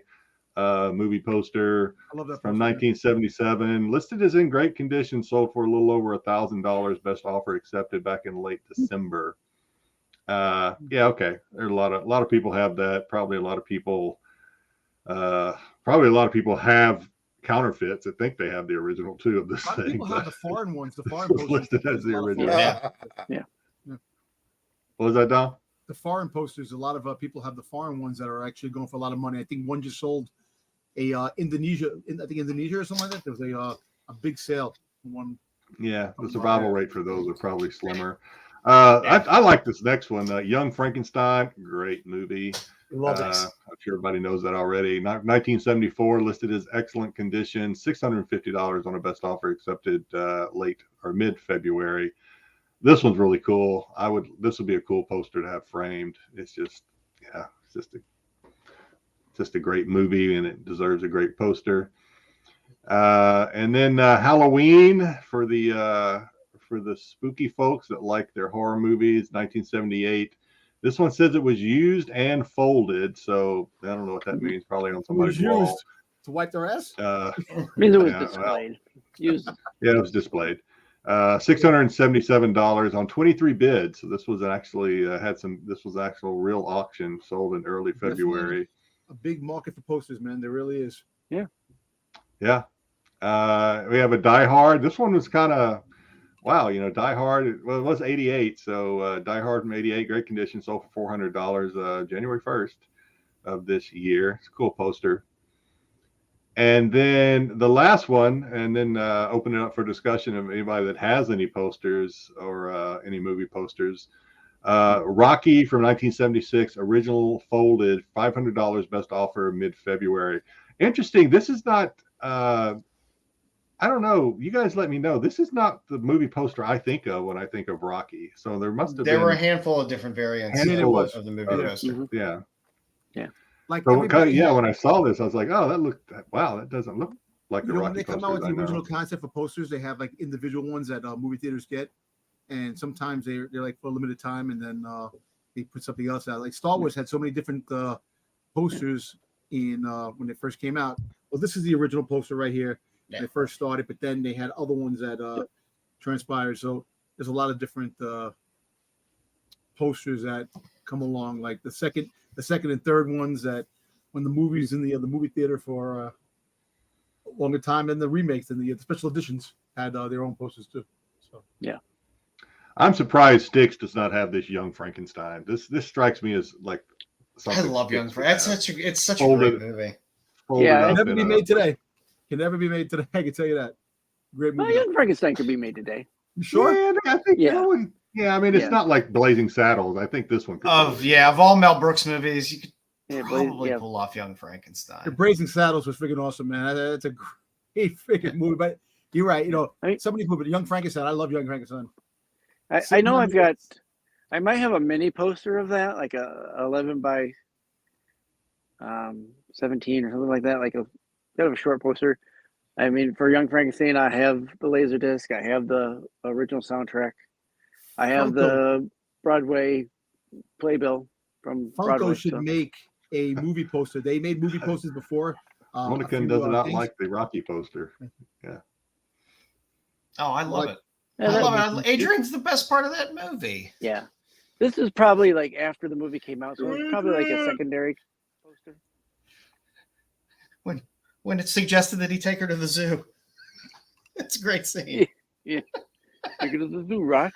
What goose?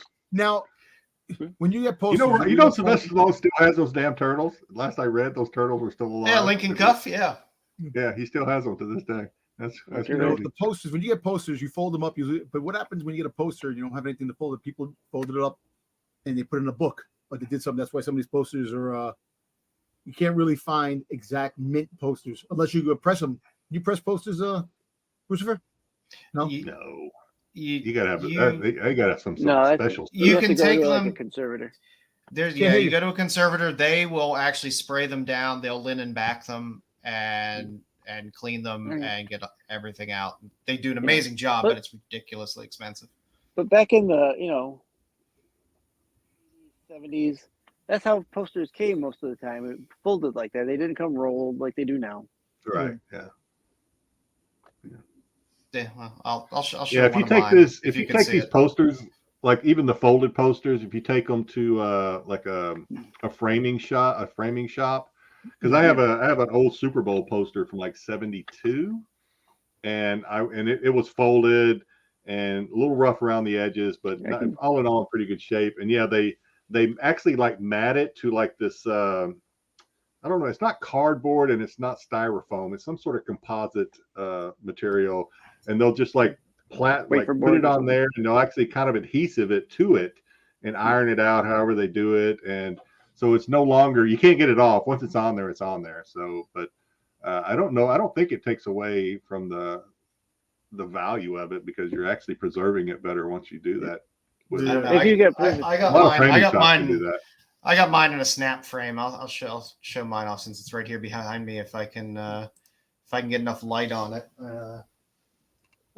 Of course, the red light is right in the middle, so it's hard to see. Yeah. That is the Gauntlet. that's the gauntlet. Clint Eastwood. It is a Frank Frazetta painted poster. Up Kingsport. I've only got Kingsport. one real poster in this room that I could show you real quick if you want. It's not a Only movie one poster. That's suitable. Well, it's for not this it's not a audience. movie poster. It's not a movie poster. So here, I'll black out the. Where are we here? Boom. So I'm gonna Always move. make sure you're wearing pants when you start handling Yeah, your well, camera. no, Wait, should I stand up the then? hard way. Oh wait. How do I? A camera? Hold on. Yeah. How do I change the camera? We're letting Styx play with technology now. I'm just Yeah, gonna flip it around. I'll just flip it around here so I can. You can see. I didn't You can get see mine professionally framed. This is something. Can you see it? Yep. The hockey poster, yeah. That's pretty cool. This one I got this at a thrift store back in '91.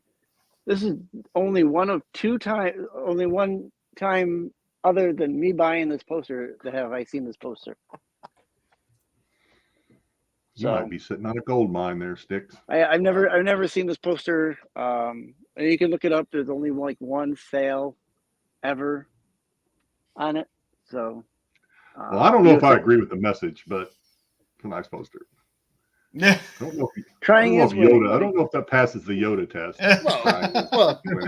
Well, since everybody's showing stuff, I might as well show off.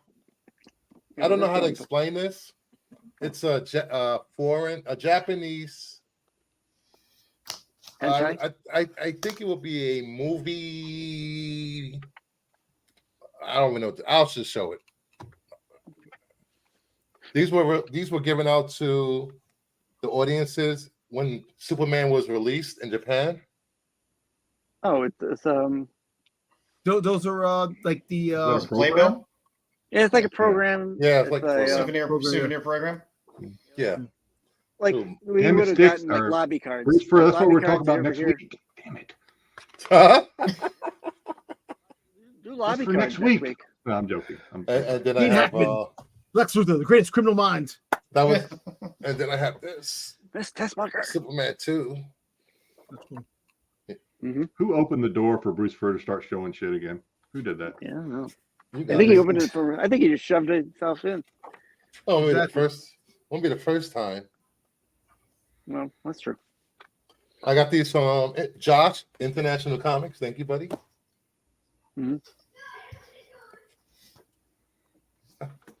Nice posters are always fun.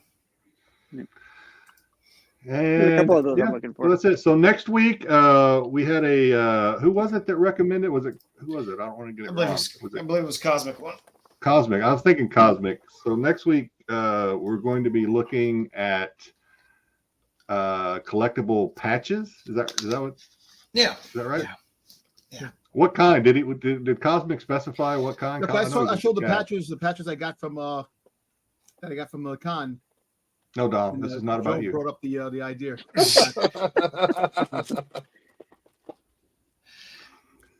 Yeah, I miss when Cosmic- LCSs used to give out posters all the time. Yeah. As a kid, I always used to get tons of posters from LCSs. Yeah, Cosmic, let us know if there was a certain type of patch or like movie, sports, whatever you're wanting us to cover, and we'll see what we can come up with. Otherwise, I may just collectible patches and see what happens.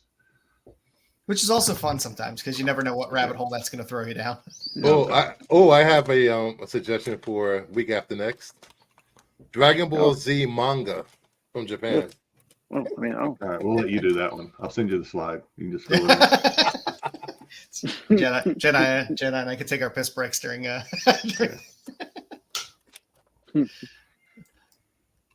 All righty. Can't get it back in the bag. Right into, so we're doing first impressions again this week, and those that watched the TAC show on Wednesday saw that the fellows on there talked about this comic. I'll drive, by the way, Joe. Okay. And so all three of the guys on TAC really like this comic. Who read it on this panel? I read it. forgot to. I forgot. Just me and Joe. Yep, I read it. You read it, right? You read it. Yep. You did. Okay, so me and Joe. But I think even the way we do it, I think you can still kind of give us your 2 cents on it. So not going to do a review. We're just going to go through. So first, we'll talk about the covers. You have the A cover, which also has the, I don't know what happened to my font on this, but I also have the unlockable cover, which is basically the trade of the A cover. You have the Thanks, boss. I wrote that. I wrote that one, Styx. Okay. What? Okay. No, So then you have the B cover. We got BK here. We got BK here, Jedi now. So thank you'll God. have some help for trivia. I was worried. He left you I high gotta and dry last somebody week, else Jedi. because this would have been 2 weeks in a row or 2 weeks. So you have the B cover, and then you have the 1 in 10 Rico, if that's how you say it, RICO or IC0. With the 1 in 10 is the version of the B. You have the 1 in 20 Gus Allen, which is actually my least favorite of the covers. Kind of plain And card then you have the Boom Direct Reserve exclusive Milton limited to 250, which as of the day before yesterday were still available. I haven't been on there. I purchased 2 of these. I ordered 2 of these. By the way, Boom is on top of it. They had these things shipped out the very next day. Oh yeah, so they do a nice job from their store. Yeah, they have I a thought lot. I was gonna have to wait a couple of weeks, but these things are already in the mail. And if you look through those direct reserve exclusives that they have a good number of them there. You'll find stuff that you might not know about sitting up there for pretty reasonable prices. So, well, before I'm on that. So as everybody knows, if you just watched the Hot 10 an hour and a half ago, the unlockable was on the Hot 10 number 7, I believe, on the Hot 10. So I am on the search for that. See if I can get it a little bit cheaper than what they were saying it was going for, which was 15 to 20. So we'll see. There's a couple of auctions out there now that I'm keeping my eye on. So we'll start with writing this week. I thought the writing, and Joe, let me know what you think. So the first page and a half was kind of, man, they kind of I don't say rush, but they really kind of fast paced kind of the backstory of what is this, what's a paintball? And they kind of rushed through that, not rushed through it because that's kind of a bad annotation, but they really kind of sped through it to the point to where I was like, oh, I hope the whole book is not like this, but it's not. It slows down and you kind of get to digest things a little easier. I thought the writing was really good. I thought it was funny. Of course, it's we'll talk about the art the internal art a little bit later. Obviously, as you can see already, very kind of manga-like or anime-like, with the big eyes and the very distinct. Some of it was, some of it wasn't. What I kind of enjoyed was it kind of felt like a blend, like they put in an anime feel into a comic book versus just having it be more like just a straight up manga. I thought it was fun. In addition to being speedy, like I said, it slowed down. I thought it was fun. The one panel right there in the middle where she's talking to her parents, and then you find out her parents are skulls, and she hugs them like teddy bear. I thought that was me saying it may not sound like it was a fun scene, but the way it was done in the comic was actually kind of funny. The way they led you to that point, and then boom, you see that the parents are skulls. And so real quick about the story. Dystopian, water is like currency. There's this arena type sport, although we haven't actually seen too much of the sport yet, called paintball.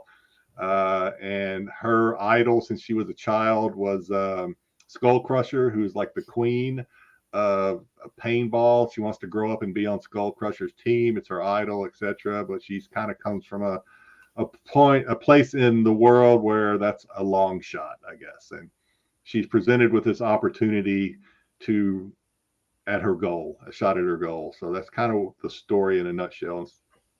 But yeah, I really thought the writing was good. I thought it was easy to read. It was fun. And anything else, Joe?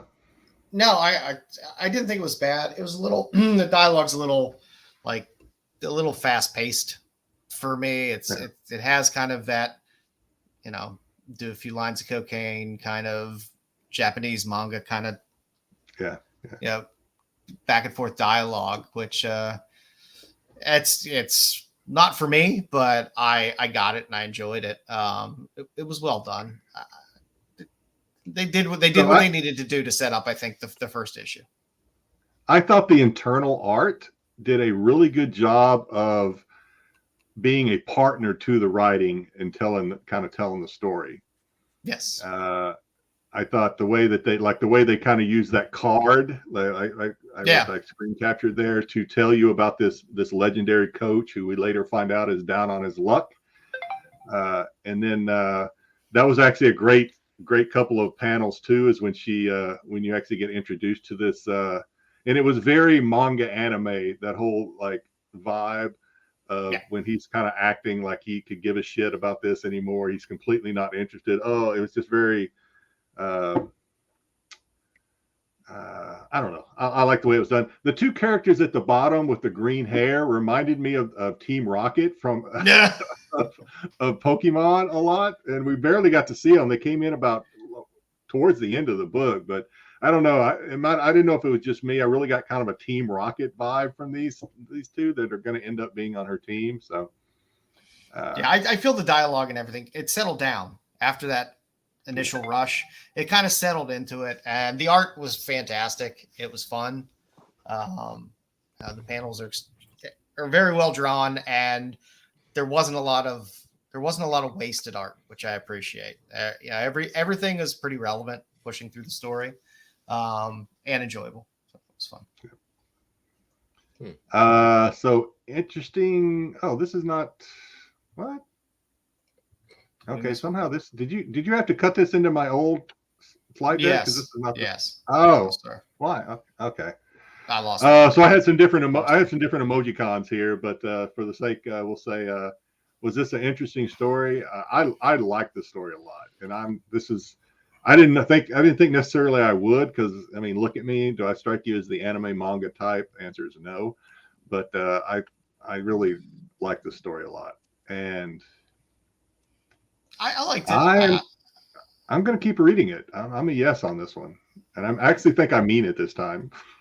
Yeah, I think I'll keep up with it. It's interesting enough. I mean, it's not cutting a ton of new territory in terms of a story, but it was interesting enough, and it was paced well enough. I didn't get bored reading it at all. That's normally my telltale sign. If I get bored like halfway through reading a book, I'm like, okay, I don't really care. I'm just not going to read this book anymore. But it definitely kept you interested.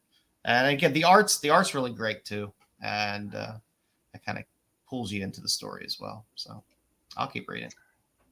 Original or a bit familiar? I'm going to say it's a bit familiar. There was, and I talked about it a little bit on Wednesday. There was some flavor of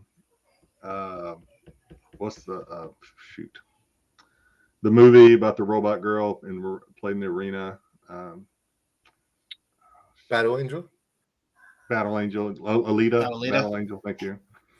There were some hints of that in a way. There was obviously, you know, you have the sport that'll lift you out of your bad situation of your, you know, where you come from and poverty and stuff like that. So a little bit familiar, but a lot of that's just kind of like your basic storylines that you find in a lot of. Sounds like the Hunger Games. Yeah, you see that storyline everywhere. So yeah. I think they pulled from stuff, but I didn't think it was. It wasn't a complete retread. It was interesting enough. I mean, everything's going to draw from something in some way and take its influences. Rollerball, yeah, Buffy, Rollerball. There was a lot of it pulls from other things, but still, it was. I really enjoyed it. I'm going to keep saying that.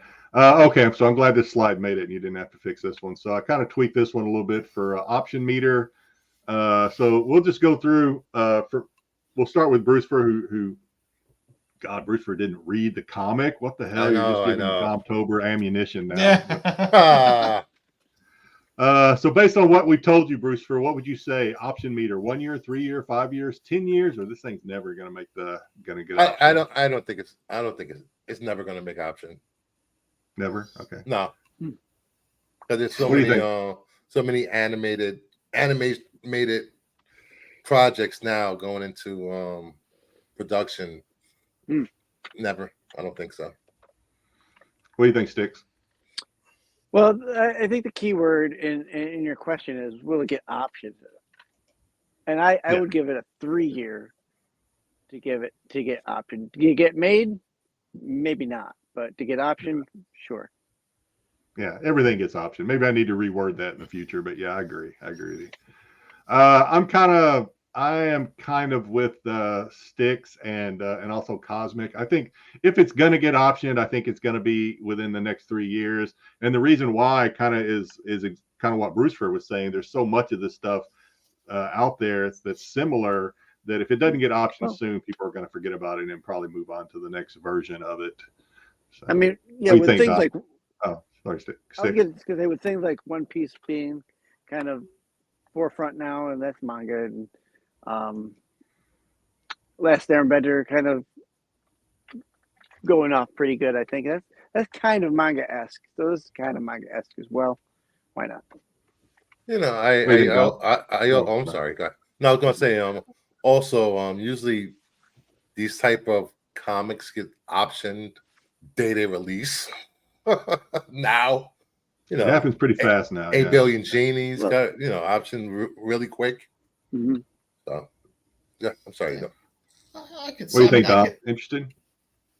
I'm sorry, I'm just going up the list. I read the damn comic, so you know what? Well, we told you about it. Oh, gee. He wasn't paying attention. Well, listen, I am paying attention. If it's going to be optioned, most likely it'll be optioned within the 1 to 2 or 3 year timeline, depending on who wants to pick it up and take a chance. There you go. So, Joe. I mean, I think it has a chance to get optioned. Like Styx said, maybe not made, but if it has a pretty decent run and carries a little bit of a buzz with it for multiple issues, because that always seems to be the thing. If it falls off and nobody's talking about it after the next issue, then no, probably nothing's going to happen with it. But if it still carries a little bit of buzz with it after the next issue, there's always a chance for it to be optioned. And if Furiosa does well, you get a post-apocalyptic vibe for a heroine. Right. You know, you might get that urge of somebody to option in that direction for other projects. So yeah, maybe a little bit of I never read Tank Girl, but I kind of got a little bit of just from the art style, a little bit of Tank Girl in this thing too. But I couldn't tell you why because I never read Tank Girl. Yeah, I do love Tank Girl. Were there buff kangaroos? So I would recommend this. I'm actually hold me to it, guys. I'm actually think I'm going to keep reading this. So. Oh wow! Okay. And it ain't even Star Wars. Huh? What do you think? All right. Yeah, I won't be reading it. Broadening your horizons, Jedi. That's good. Yeah, thank you. No, it's fun. Or you know what? Me and Sam will be doing a anime segment together on SNS. Yeah. And invite me on as, they're going to invite me on as a special guest because of my expertise. Well, thank you very much. It was, I think it was a good pick this week. There's a handful of indie books coming out, and I enjoy us being able to pick these indies and pull them out and take a look at them and walk through them. Yeah, the covers are great. If nothing else, the covers on these things are pretty freaking cool. The Rico was good. The A cover was my favorite. And then that one per store is just the version of the A cover. Yeah. And the Boom Reserve was nice too. And like I said, Boom, go to any of these places that do these exclusives or ratios sometimes. Please go to the publisher's website to see if they have a store there before you go on eBay and overpay for a ratio somewhere. Because a lot of times, especially after the fact, a lot of times they'll put them on sale. A lot of times you'll be able to get them at ratio or at a reasonable price if you're looking for things. And sometimes you just find stuff like a lot of the Boom Reserves, you just don't really know they exist. Because like Boom didn't really release that Boom Reserve until the day of, and then put it out there. Like it wasn't on their store until the day of release, not even pushing it for pre-sale or anything. So save yourself some money and find some fun stuff. There you go. Yep. All righty. It is time for trivia. All right. I see BK there. If he bails on me again, I'm going to be Thank you. All right. fish out of Trivia water. with Styx right now. Is everything okay? Your slides are okay. We are good to go. I have. We've changed. I'm running them, so we'll be fine. Yeah, we changed the delivery method of Styx's trivia after 2 weeks ago. Oh, Jerry Lewis. So it's time for trivia with Styx.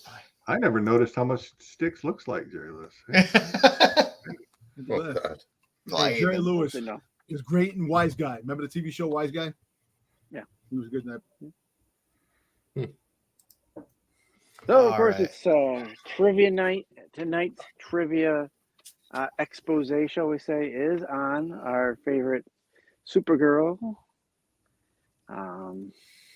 You need me to click them through, or Yeah, you go got ahead and click through. Yeah, go ahead and click You through. got And Wowza. we'll go to the next slide. Spotlight. Let's begin. And question number 1. More Amish Wait. Wi-Fi. What is the name of Supergirl's sister? Funny. Good job, BK. Is it Lana? Is it Krana? Is it Hannah? Or is it Sienna? Okay, I think I know the name of this, but Did you I'm get a gonna local wait. strip bar to come up with these names? Lucifer, what's going on? I had to Lucifer? leave out Cinnamon. Yeah. You know this. George. Maybe it's George. I'll go with Bruce, C. what I do don't you know. think while I'm buying time for BK to come? You go to Mr. I'll go with DC. C. And no more Amish Wi-Fi. We're I think I'm I know the absolutely- name. I think I know the answer to this, but I'm surprised Brucefer is like stumped. I didn't think she had a sister. Said C. I didn't know. That's what I'm trying to say. Exactly. Oh shit, it's her sister. Okay, I'm fucked. I have no You idea. see, that's what I'm saying. You see, Supergirl's sister. Joe, I Joe, thought I you didn't. said I didn't that. read. I you didn't making read the whole Simpson question. references, Mama Bear? You got to read the question there, buddy. Yeah, shame on me. I just stopped at Supergirl. Name is Supergirl. Yeah. Oh, crap. All right, I'm going to go with Hannah. All right. Hannah It for said the C win. before BK said so. Go back to the tape. Yeah, I said C. That doesn't work out well for me when I do that. So All right. Wait, you talking about a Right. TV show? No. You are talking. Oh, okay. And the Nope. answer? These are all the strictly answer- comics.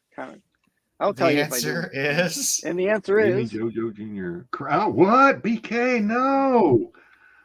You see? from Adventure Comics number 385. This is the first appearance of her sister named Krana. Doesn't really BK, what count kind of after search engine are you Crisis. using? This is before Crisis. this is before Crisis. I'm saying that it count because Crisis happened. That doesn't count. It happened in the comics. It Doesn't counts. count. It doesn't It matter doesn't when count. it is. You can't erase 20 years of Supergirl just because it's pre-Crisis. They did it. It was erased multiple times. Krana. When's the last time she made an appearance in a comic? Look, she even has a K on her chest. Look at that. That's how I got through college, right? I mean, Bruce, I thought you were a DC guy, and you're trying to poo-poo a DC comic that I put on it. Get out of here. All right, question number 2. Which first issue is Supergirl's first appearance?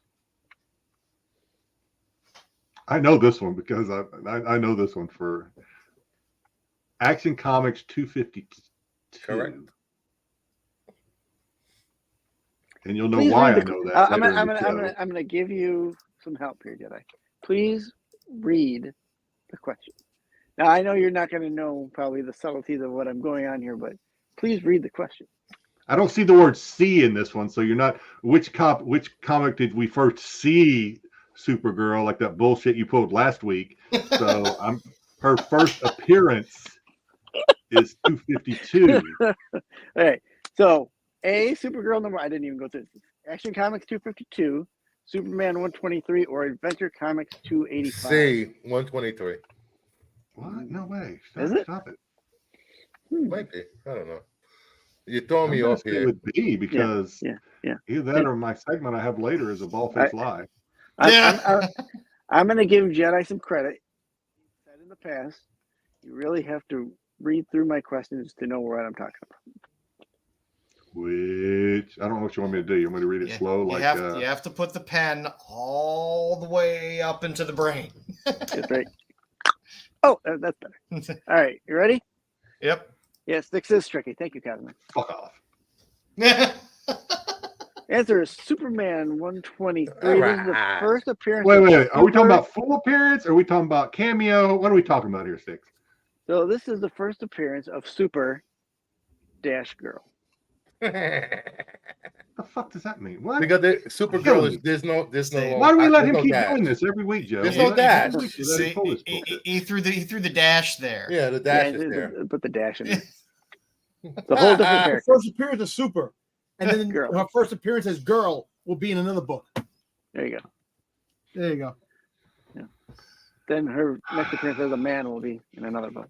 It's just, All right. Yeah, I'm not gonna hold that one against you. That was her DK, too. because Styx is he's doing it again. We let him keep getting away with this shit, so he thinks he can do it. Ooh, It's my fault. It's my fault. We let him do it. So. All right. Question number 3. There once was an alternate version of Supergirl called Matrix. Is it true or false? False. I'll say false too. Brewster, you just changed your answer. I heard you what you said earlier. I said false. No, that's not what you said earlier. I heard what you said when the question first came up. I said false. Okay. I read the question. I think Cohiba's found a loophole. Both. Great. That's good. Well, since everybody answered already, right? Yeah. That was the main Supergirl. God damn it! I'm gonna say true. All right. And the answer is But PK said true. That's why. Oh, the answer is Exactly. true. You're- That's why. You're Is she catching really on, a Dom. Matrix? Say true to your heart. Say it to your heart. Take it. The answer Matrix from your heart. debuted as a My synthetic heart life form is a fickle bitch. by a heroic Luthor from an alternate universe in Superman number 16 from 1988. So when you go to watch and you go to the Supergirl that's around during Death of Superman, that's her. Oh, speaking about Superman or Supergirls, well, Superman, Tom Welling was at the con that when I went to the con in Washington. how we transfer? I'm just saying, but the fact is that he was actually in the Apple store buying an Apple phone, and I wanted to go up to him, and my wife stopped me. I'm like, "Come on, man!" Man dragged out of an Apple store harassing Welling. I got kryptonite in my pocket. Yeah. No, my wife is like, she's a huge Superman fan. My wife loves Superman, but she never watched Smallville because she thought it was stupid. I'm like, it was a That's great the better show. one. Yeah. I like- All right. Question number 4, gentlemen. Lois Lane was once portrayed as a female Superman. He capitalized she- portrayed. That must mean something. Super sister. What was she called? Was she called the Super Sister? Was she called Supergirl? Was she called Superwoman? Or was she called Supergirl? I'm not even playing this game anymore. Yo, hey, Super Sister. Supergirl or Supergirl? Come on, man. That makes no sense. Supergirl. Come on. Is there a Spider-Man and a Spider-Man? No, there's just a spider. I'm going with the obvious. C. C. Hacker says C. BK said C. Superman. I think Cosmic said C as well. All All right. Your answer is yes, C. Superwoman in Action Comics number 60. She's just like Lopez. She doesn't like sleeves either. They both need them. Well, She's got bigger arms than Lopez. I don't think she makes her own distilled water though. All right. At least it's not an oversized shirt. Last question. Oh. Which of these characters is not a version of Supergirl? Is it A, Power Girl? Is it B, Aurelia Kent? Is it C, Laurel Grand, also known as Andromeda? Or is it D, Leslar Lar? Or Leslie Lar, I'm sorry. Leslie Lar. Well, Power Girl ain't Superman. I can tell you that. Power Girl. Power Girl Superman? That's Superwoman? Supergirl? She's got powers. Big Yeah. boobs. But Well, BK, well, I was going to say A too, but BK said it too. So now I feel comfortable in my decision. I'm going with D.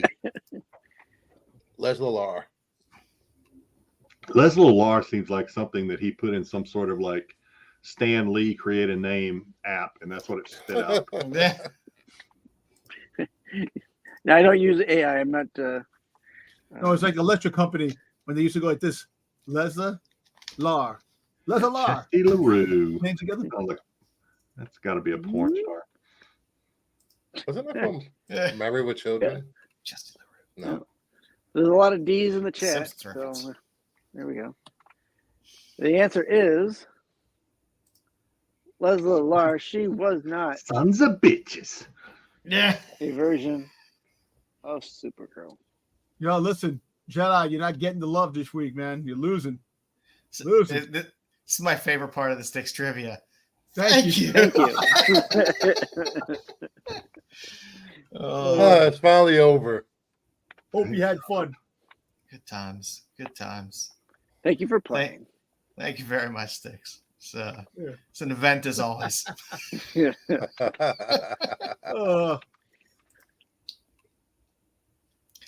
All right, let's look at some books.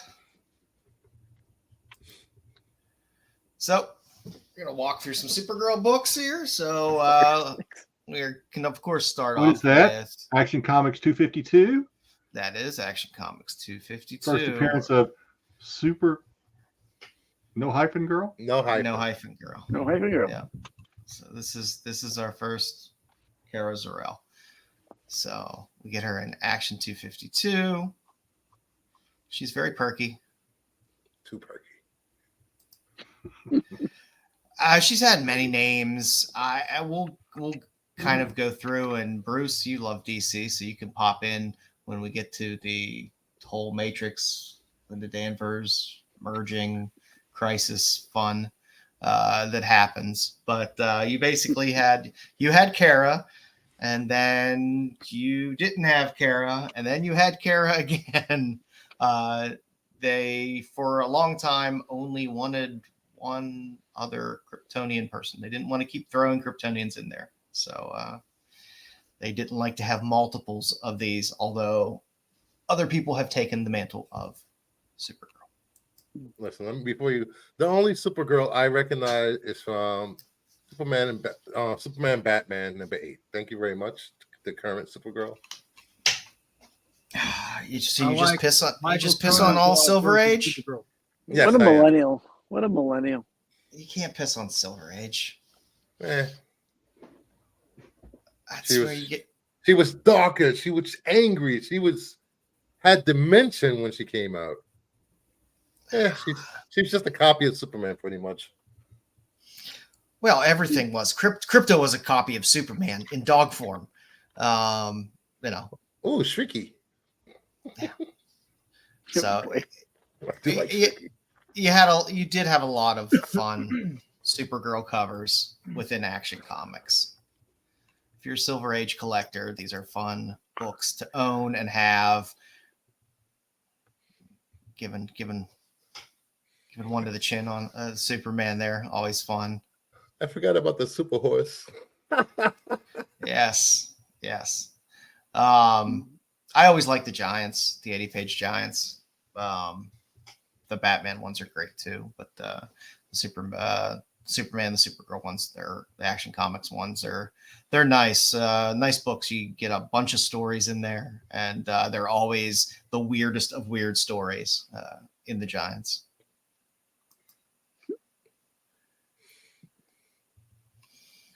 That man's turning in. There's the origin of Super Horse. You can watch him turn into a horse. That got to be worth something. Oh, Bizarro Supergirl. Yep. Mental Blick. Ooh. Yep, I do like, if you are a fan of Bizarro, you do have a Bizarro Supergirl as well. She made a lot of appearances. There's her sister right there on Adventure Comics. Super Sister. But you I don't know. You always have some good.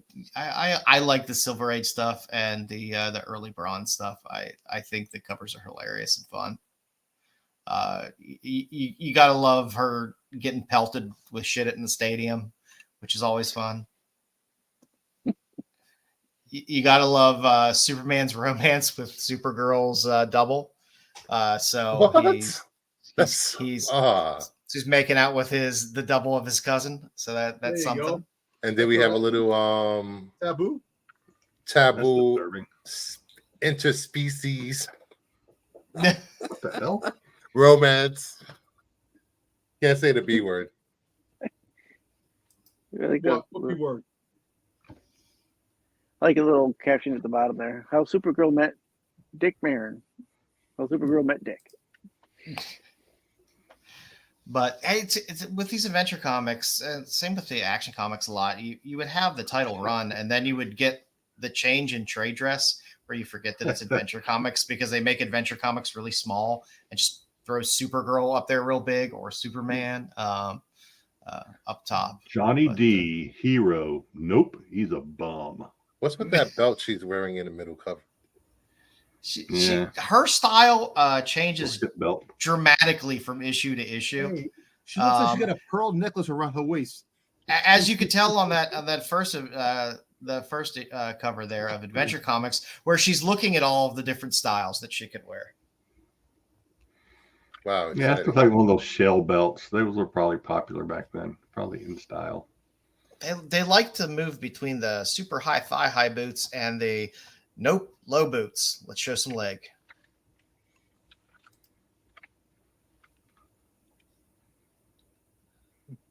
What the hell? I love this one again. Why I love Silver and the early Bronze Age. Some of the covers and stuff is just hilarious. So what? She went from a brunette in her normal like disguise to a blonde superhero. Yes. It was a wig, right? Yeah, it was a wig. Yeah, it was a wig. Oh, was it a wig? Oh, okay. Yeah.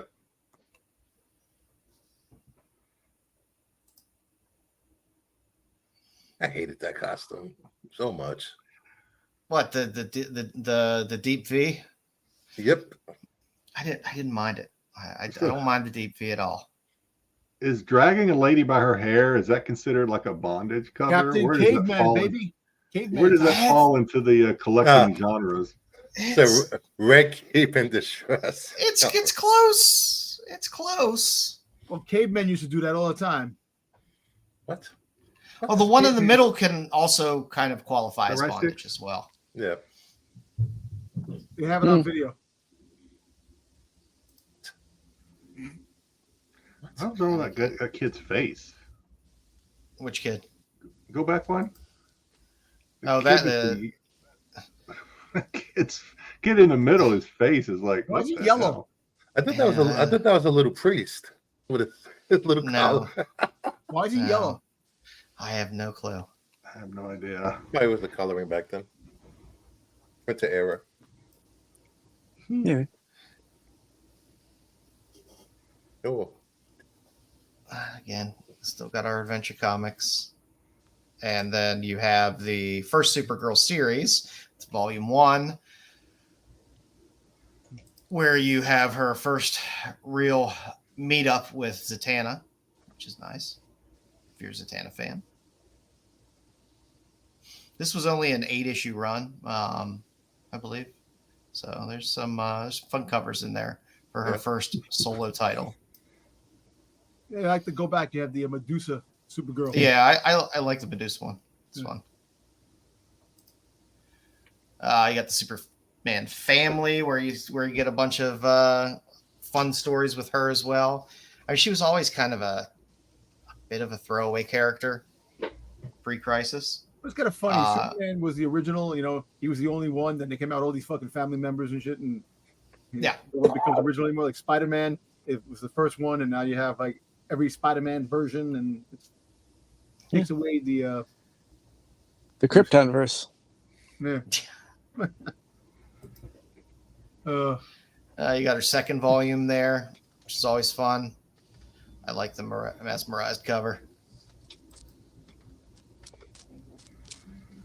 Supergirl, the old red, white, and blue. Put the Panic in the Sky prologue. Where's the Michael Turner books, man?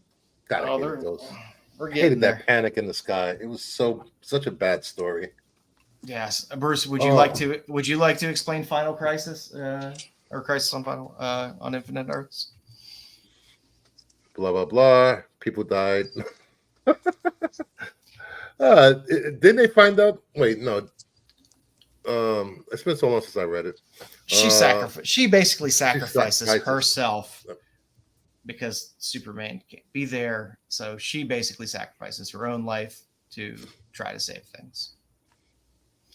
So that's where Kara goes bye-bye for a while. There you go.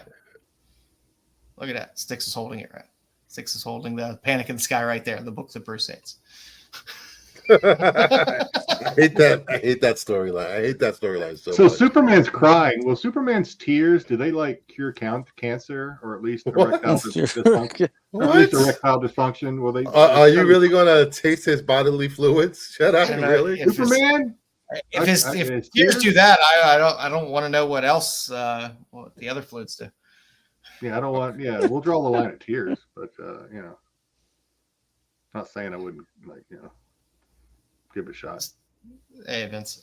So what you basically get is once Kara's gone, you basically get the Matrix storyline and the Linda Danvers storyline, and then Linda and Matrix converging, and then later Matrix being stripped out of Linda, but Linda retaining powers. So there's a period where Kara isn't around except for a couple times kind of in weird dream type sequences. Yeah. I always like this covers homage so many times with really bad covers, which always gets to me. It's also a fat alien. So bad. Fat alien. Did she cry because the fat alien? This is Bruce's sweet spot because there's so many DCUs. There's so many DCUs throughout this area. Not these three. Well, coming up soon. Maybe this is the shit you read, Bruce? I know, right? There we go. The big book right there in the middle. Yeah. Funeral for a Friend has DCUs scattered throughout. There you go. Styx got one down. That is one of the hardest DCUs to get in a 9.8. Look at Styx. I tried many times. Flexing the muscle there. Which one? The 686. Oh yeah. Yeah, because raw that book is like 300, 400. Easy. It's pricey. Styx paid $1 for it. Probably. Oh, more DC. She was very briefly in the New Titans with that wonderful look, which was so bad. Well, Forever Evil. She was an evil. Her hair is messed up, so she was evil. I believe there's a DC variant of that Supergirls as well. Yeah, 2 and 3. And then you finally get Kara back, and you get the Peter David run of Supergirl. Ooh, those last couple issues. Ooh, Mm-hmm. those covers in there. There we go. Boy, 79. they homaged that one to death, didn't they? Oh yeah, they don't fool around. They don't fool around with homaging that cover as often as possible. It's close to. Well, I won't say it's the ASM 300 of DC, but it's pretty close at times. You can find that last 80 issue 80 in a newsstand. Here's one. Yeah, that's a winner. Yep. You have it? Of course I I've have. never seen Bruce for this excited. I have the last 4 in newsstand. 5? 4, 5. There's Why you also rub your a hands together. Money. That's his signature move when he's like, yeah, buddy. I better win. I better win. I got the comics. And with the Loeb run, you start to get the Michael Turner covers. Yes, the Michael Turner Sure. covers. I love these covers.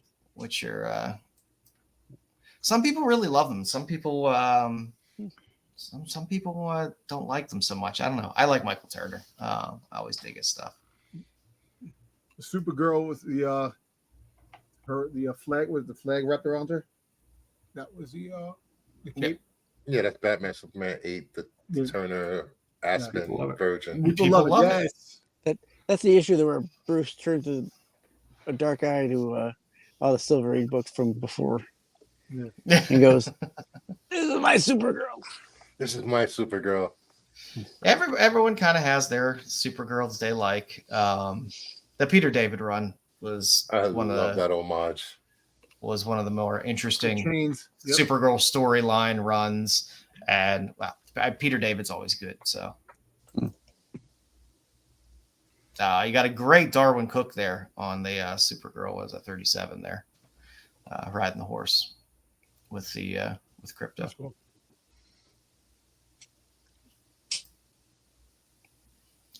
And then we start to get into the rebirth stuff, and we start to get some Art Germ. Art Germ apparently loves drawing Supergirl, and Supergirl loves having Art Germ draw covers. Rebirth. Oof.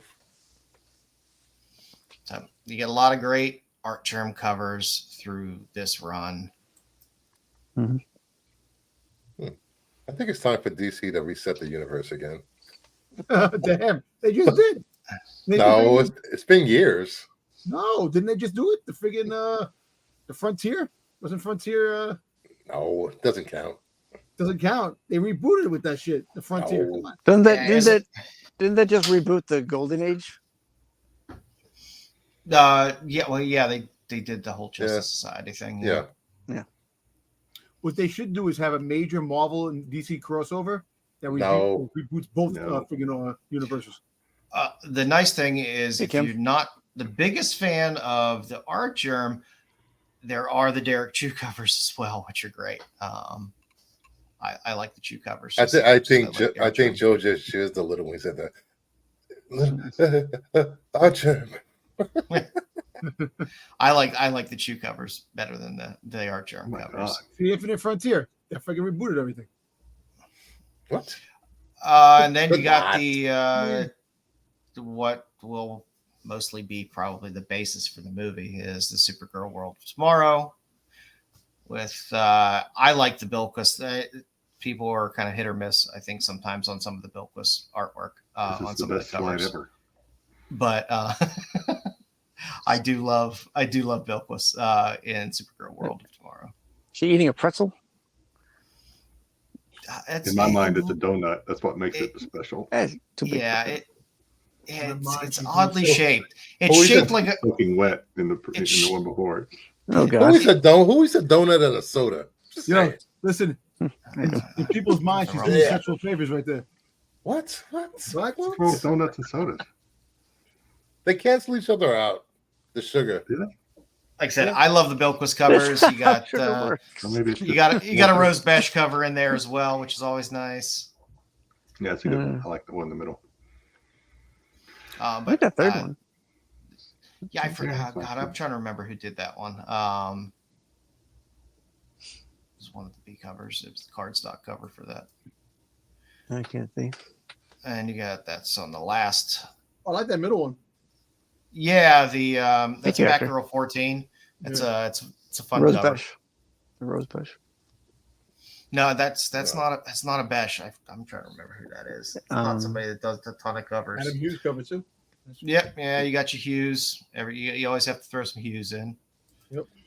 And of course, the big boy book. You know, you have to explain away where she went at some point. Why is that? Why is that book so expensive? Why is that book one of the? Because no one picked it up. Yep. And what a lot wasn't made, right? Yeah.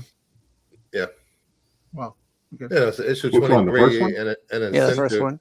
An incentive back then in the early 2000s. What 2000? And what was this? For Legion for what's basically They'll Legion mod the shit out of that superheroes. one too.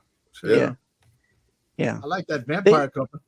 They didn't used to advertise it. There was like we're gonna have a 1 in 10 No, it just or anything like that. It just showed showed up up at at the shop. showed up in Yeah. the shop. Yeah. That vampire cover looks sexy as hell, man. I like that. Yeah, I'm pretty sure it's a Born Lau.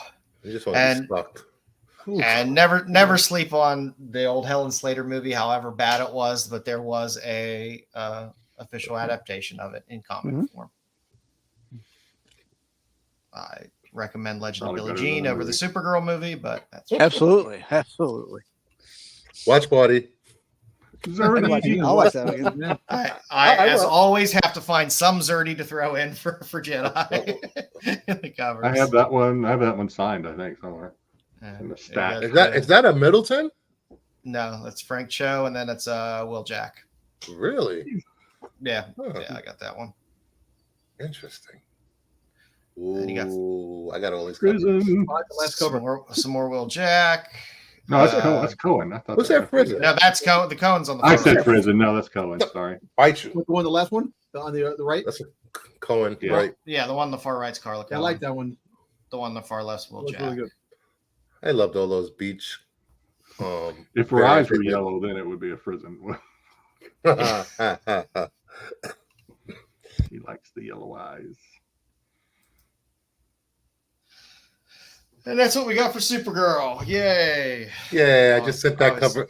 Just sent that cover to CGC newsstand. Supergirl Adventures. Hey, listen, Yeah. hey, Bruce, I'm gonna Yeah, I need love that a. cover.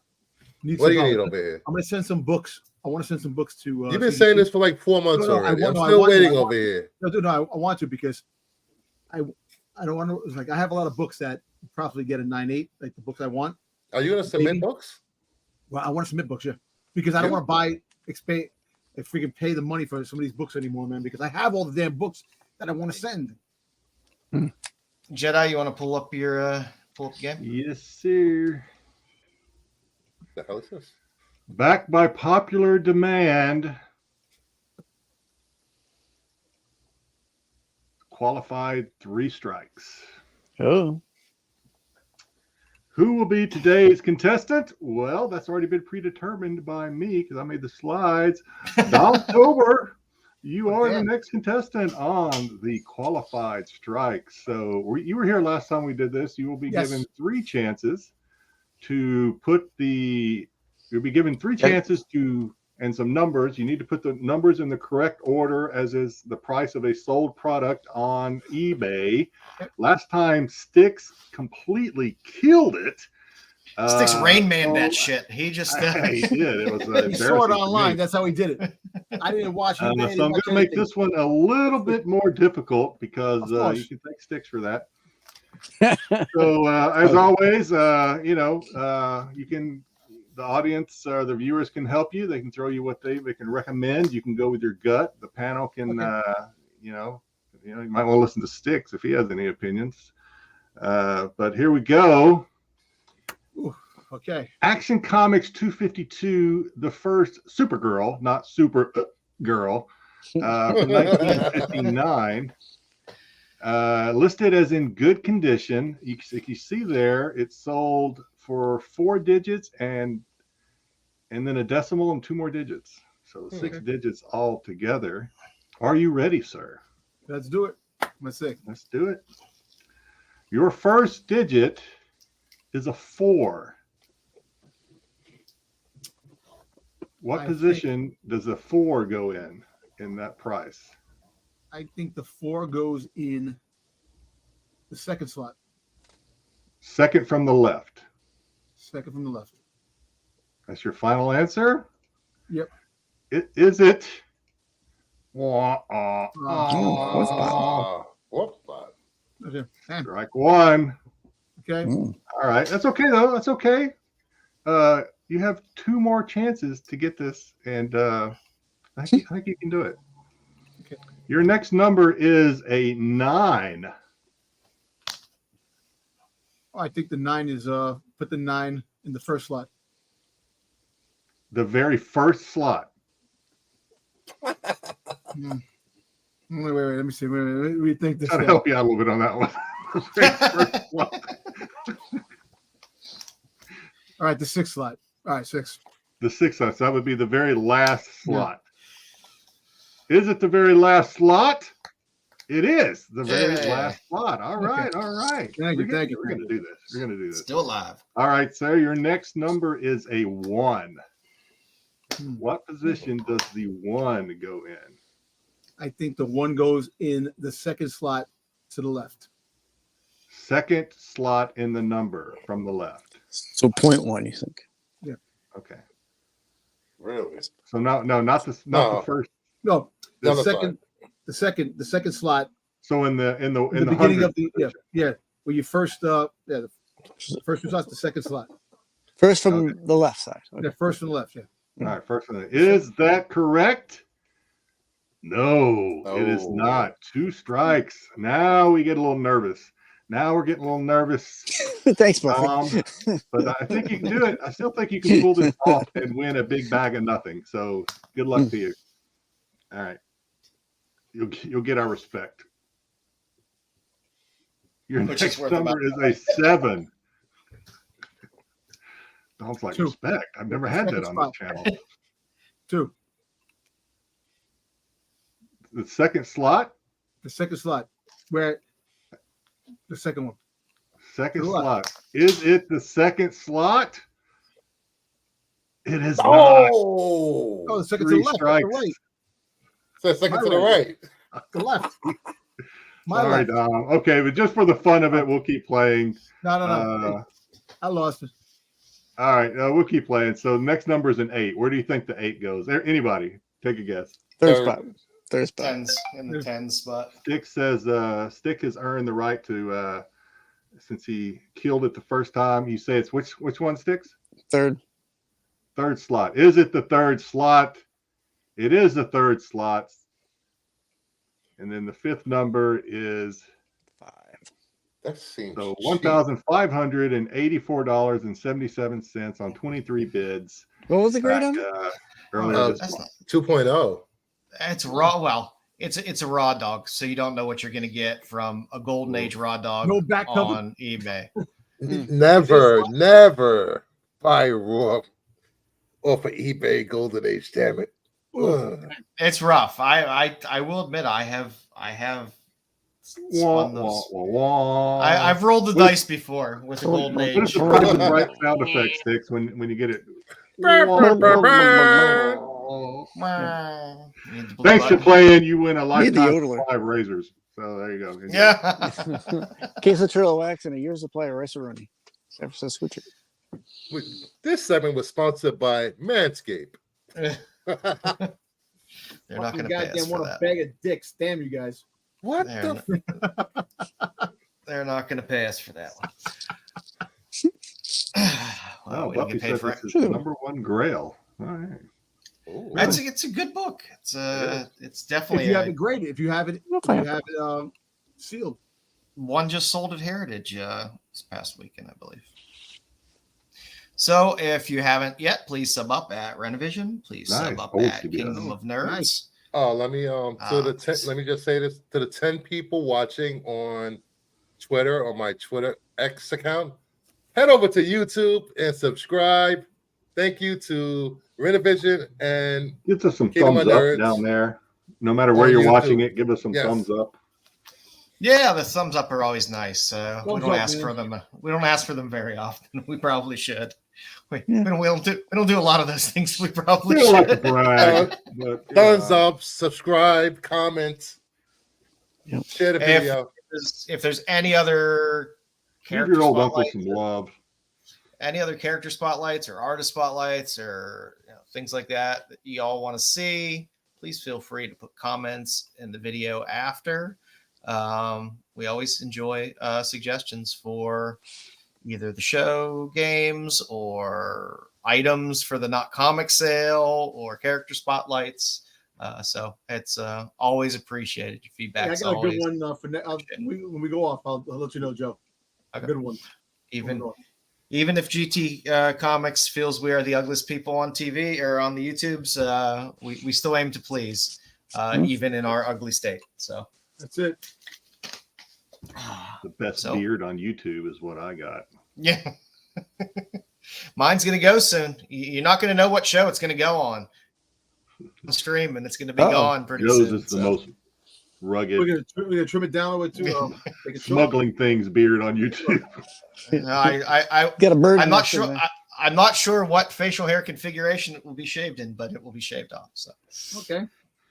yeah, it will be a surprise once it starts getting a bit warmer here, because I ain't wearing this thing in 90-degree heat. Got to do that the Trim German it live. mustache like in Bad Batch this week. Wow, it'll be fun because when I cut it, I'll make sure I do it on a Friday morning. That way, if I'm on the Hot 10, you'll see me with the beard because we film it on Thursday, We and can let then you play 3 strikes, and if you lose, you shave it live on YouTube. yeah. Yeah, but it's not really punishment because I was going to shave it anyway. There you go. Okay, Styx will shave his head live on YouTube. No, please, no. Mm-mm. Oh, thank you. But it will be fun. They do kind of look like the Max teeth when it's kind of pushed out there. So, so we appreciate y'all hanging out tonight. Please sub up the channel if you like it. Put a thumbs up in there. Hang out for some of the other shows that are going to be coming up on Renovision. Tomorrow you have SNS. On Monday, Bruce, you got what do you got on tap for Monday? Monday Madness. I have no idea what we're going to do, but show up. There you go. Oh, I have some news. Sorry, Bruce. Apparently, SNS has a brand new segment tomorrow. Oh, I'll just leave it at that. It looks like it's either going. It does look fun. It does look like it's going to be SNS style fun. So that's about all we know about is the title, and just like from going from the title, it looks like it's going to be an SNS type of game show. So I'm excited because all we got was the title. We got no other leaks about it, so I'm excited to see it. Sunday, watch the Dark Side Guys. That's porn. Yeah, if you guys want That's to the obvious choice. catch up on all the latest Star Wars news. Bruce will be on Monday. Wednesday, the Tack Boys on Renovision. Friday, you can watch the CBSI Hot 10 that leads directly into us. And I believe that does it for this week. Happy St. Patty's Day. Be Yep. safe Yes. out there. It's have fun, drink your ass off, and have a good time. Make sure you 2 sips some Guinnesses. dang, I Man, may have to wear this shirt again on Sunday because this is, I think, maybe the only shirt I have with green on it. I don't know. all right. Let me get a green shirt. I'm gonna plug Boba Fett got a myself couple real Boba quick. Fett green shirts that I definitely wear. What about Plug away. the green jockstrap you have? Me? He's got his coochie pants. That was one of those giant leaves that you find in Hawaii. A fig leaf. I'll wear a fig leaf. Yeah. The green giant. Green giant. Rich, what do you got going on? I'm gonna plug myself this weekend. I will be having a booth at Syracuse Collectors Con in Syracuse, Oh, New wow. York, at the New York State Fairgrounds this weekend. So if you're there, stop by, say You hi. should stream that live on Whatnot. We'll promote you. I don't think anyone wants to see you plug yourself. Stop by, Like the say big- hi. like the Yeah, I'm not big gonna guy. No one wants to watch me get plugged. No, that's for sure. So stop by and see Styx if you're in the Syracuse area for the con. I will be And, hanging with Styx. and Bruce will be there. Hopefully taking lots of photos. Yeah. Of, And Brucifer will have a live on set casting couch. So, And if you come up to me, I don't think and say- Lopez has anything to do with this one. Yeah. If you come up to me and you say you watch Renovision or Kingdom of Nerds, I will give you a free comic book. wait. And also, if you mention Dominic Domtober, he'll give you three free comic books. So you have to talk to him. That means I'll owe you 3 comic books and never pay you. All righty, everybody. Have a great St. Patty's Day. Have a great Bastards. weekend. Stay safe out there. Take care. Peace.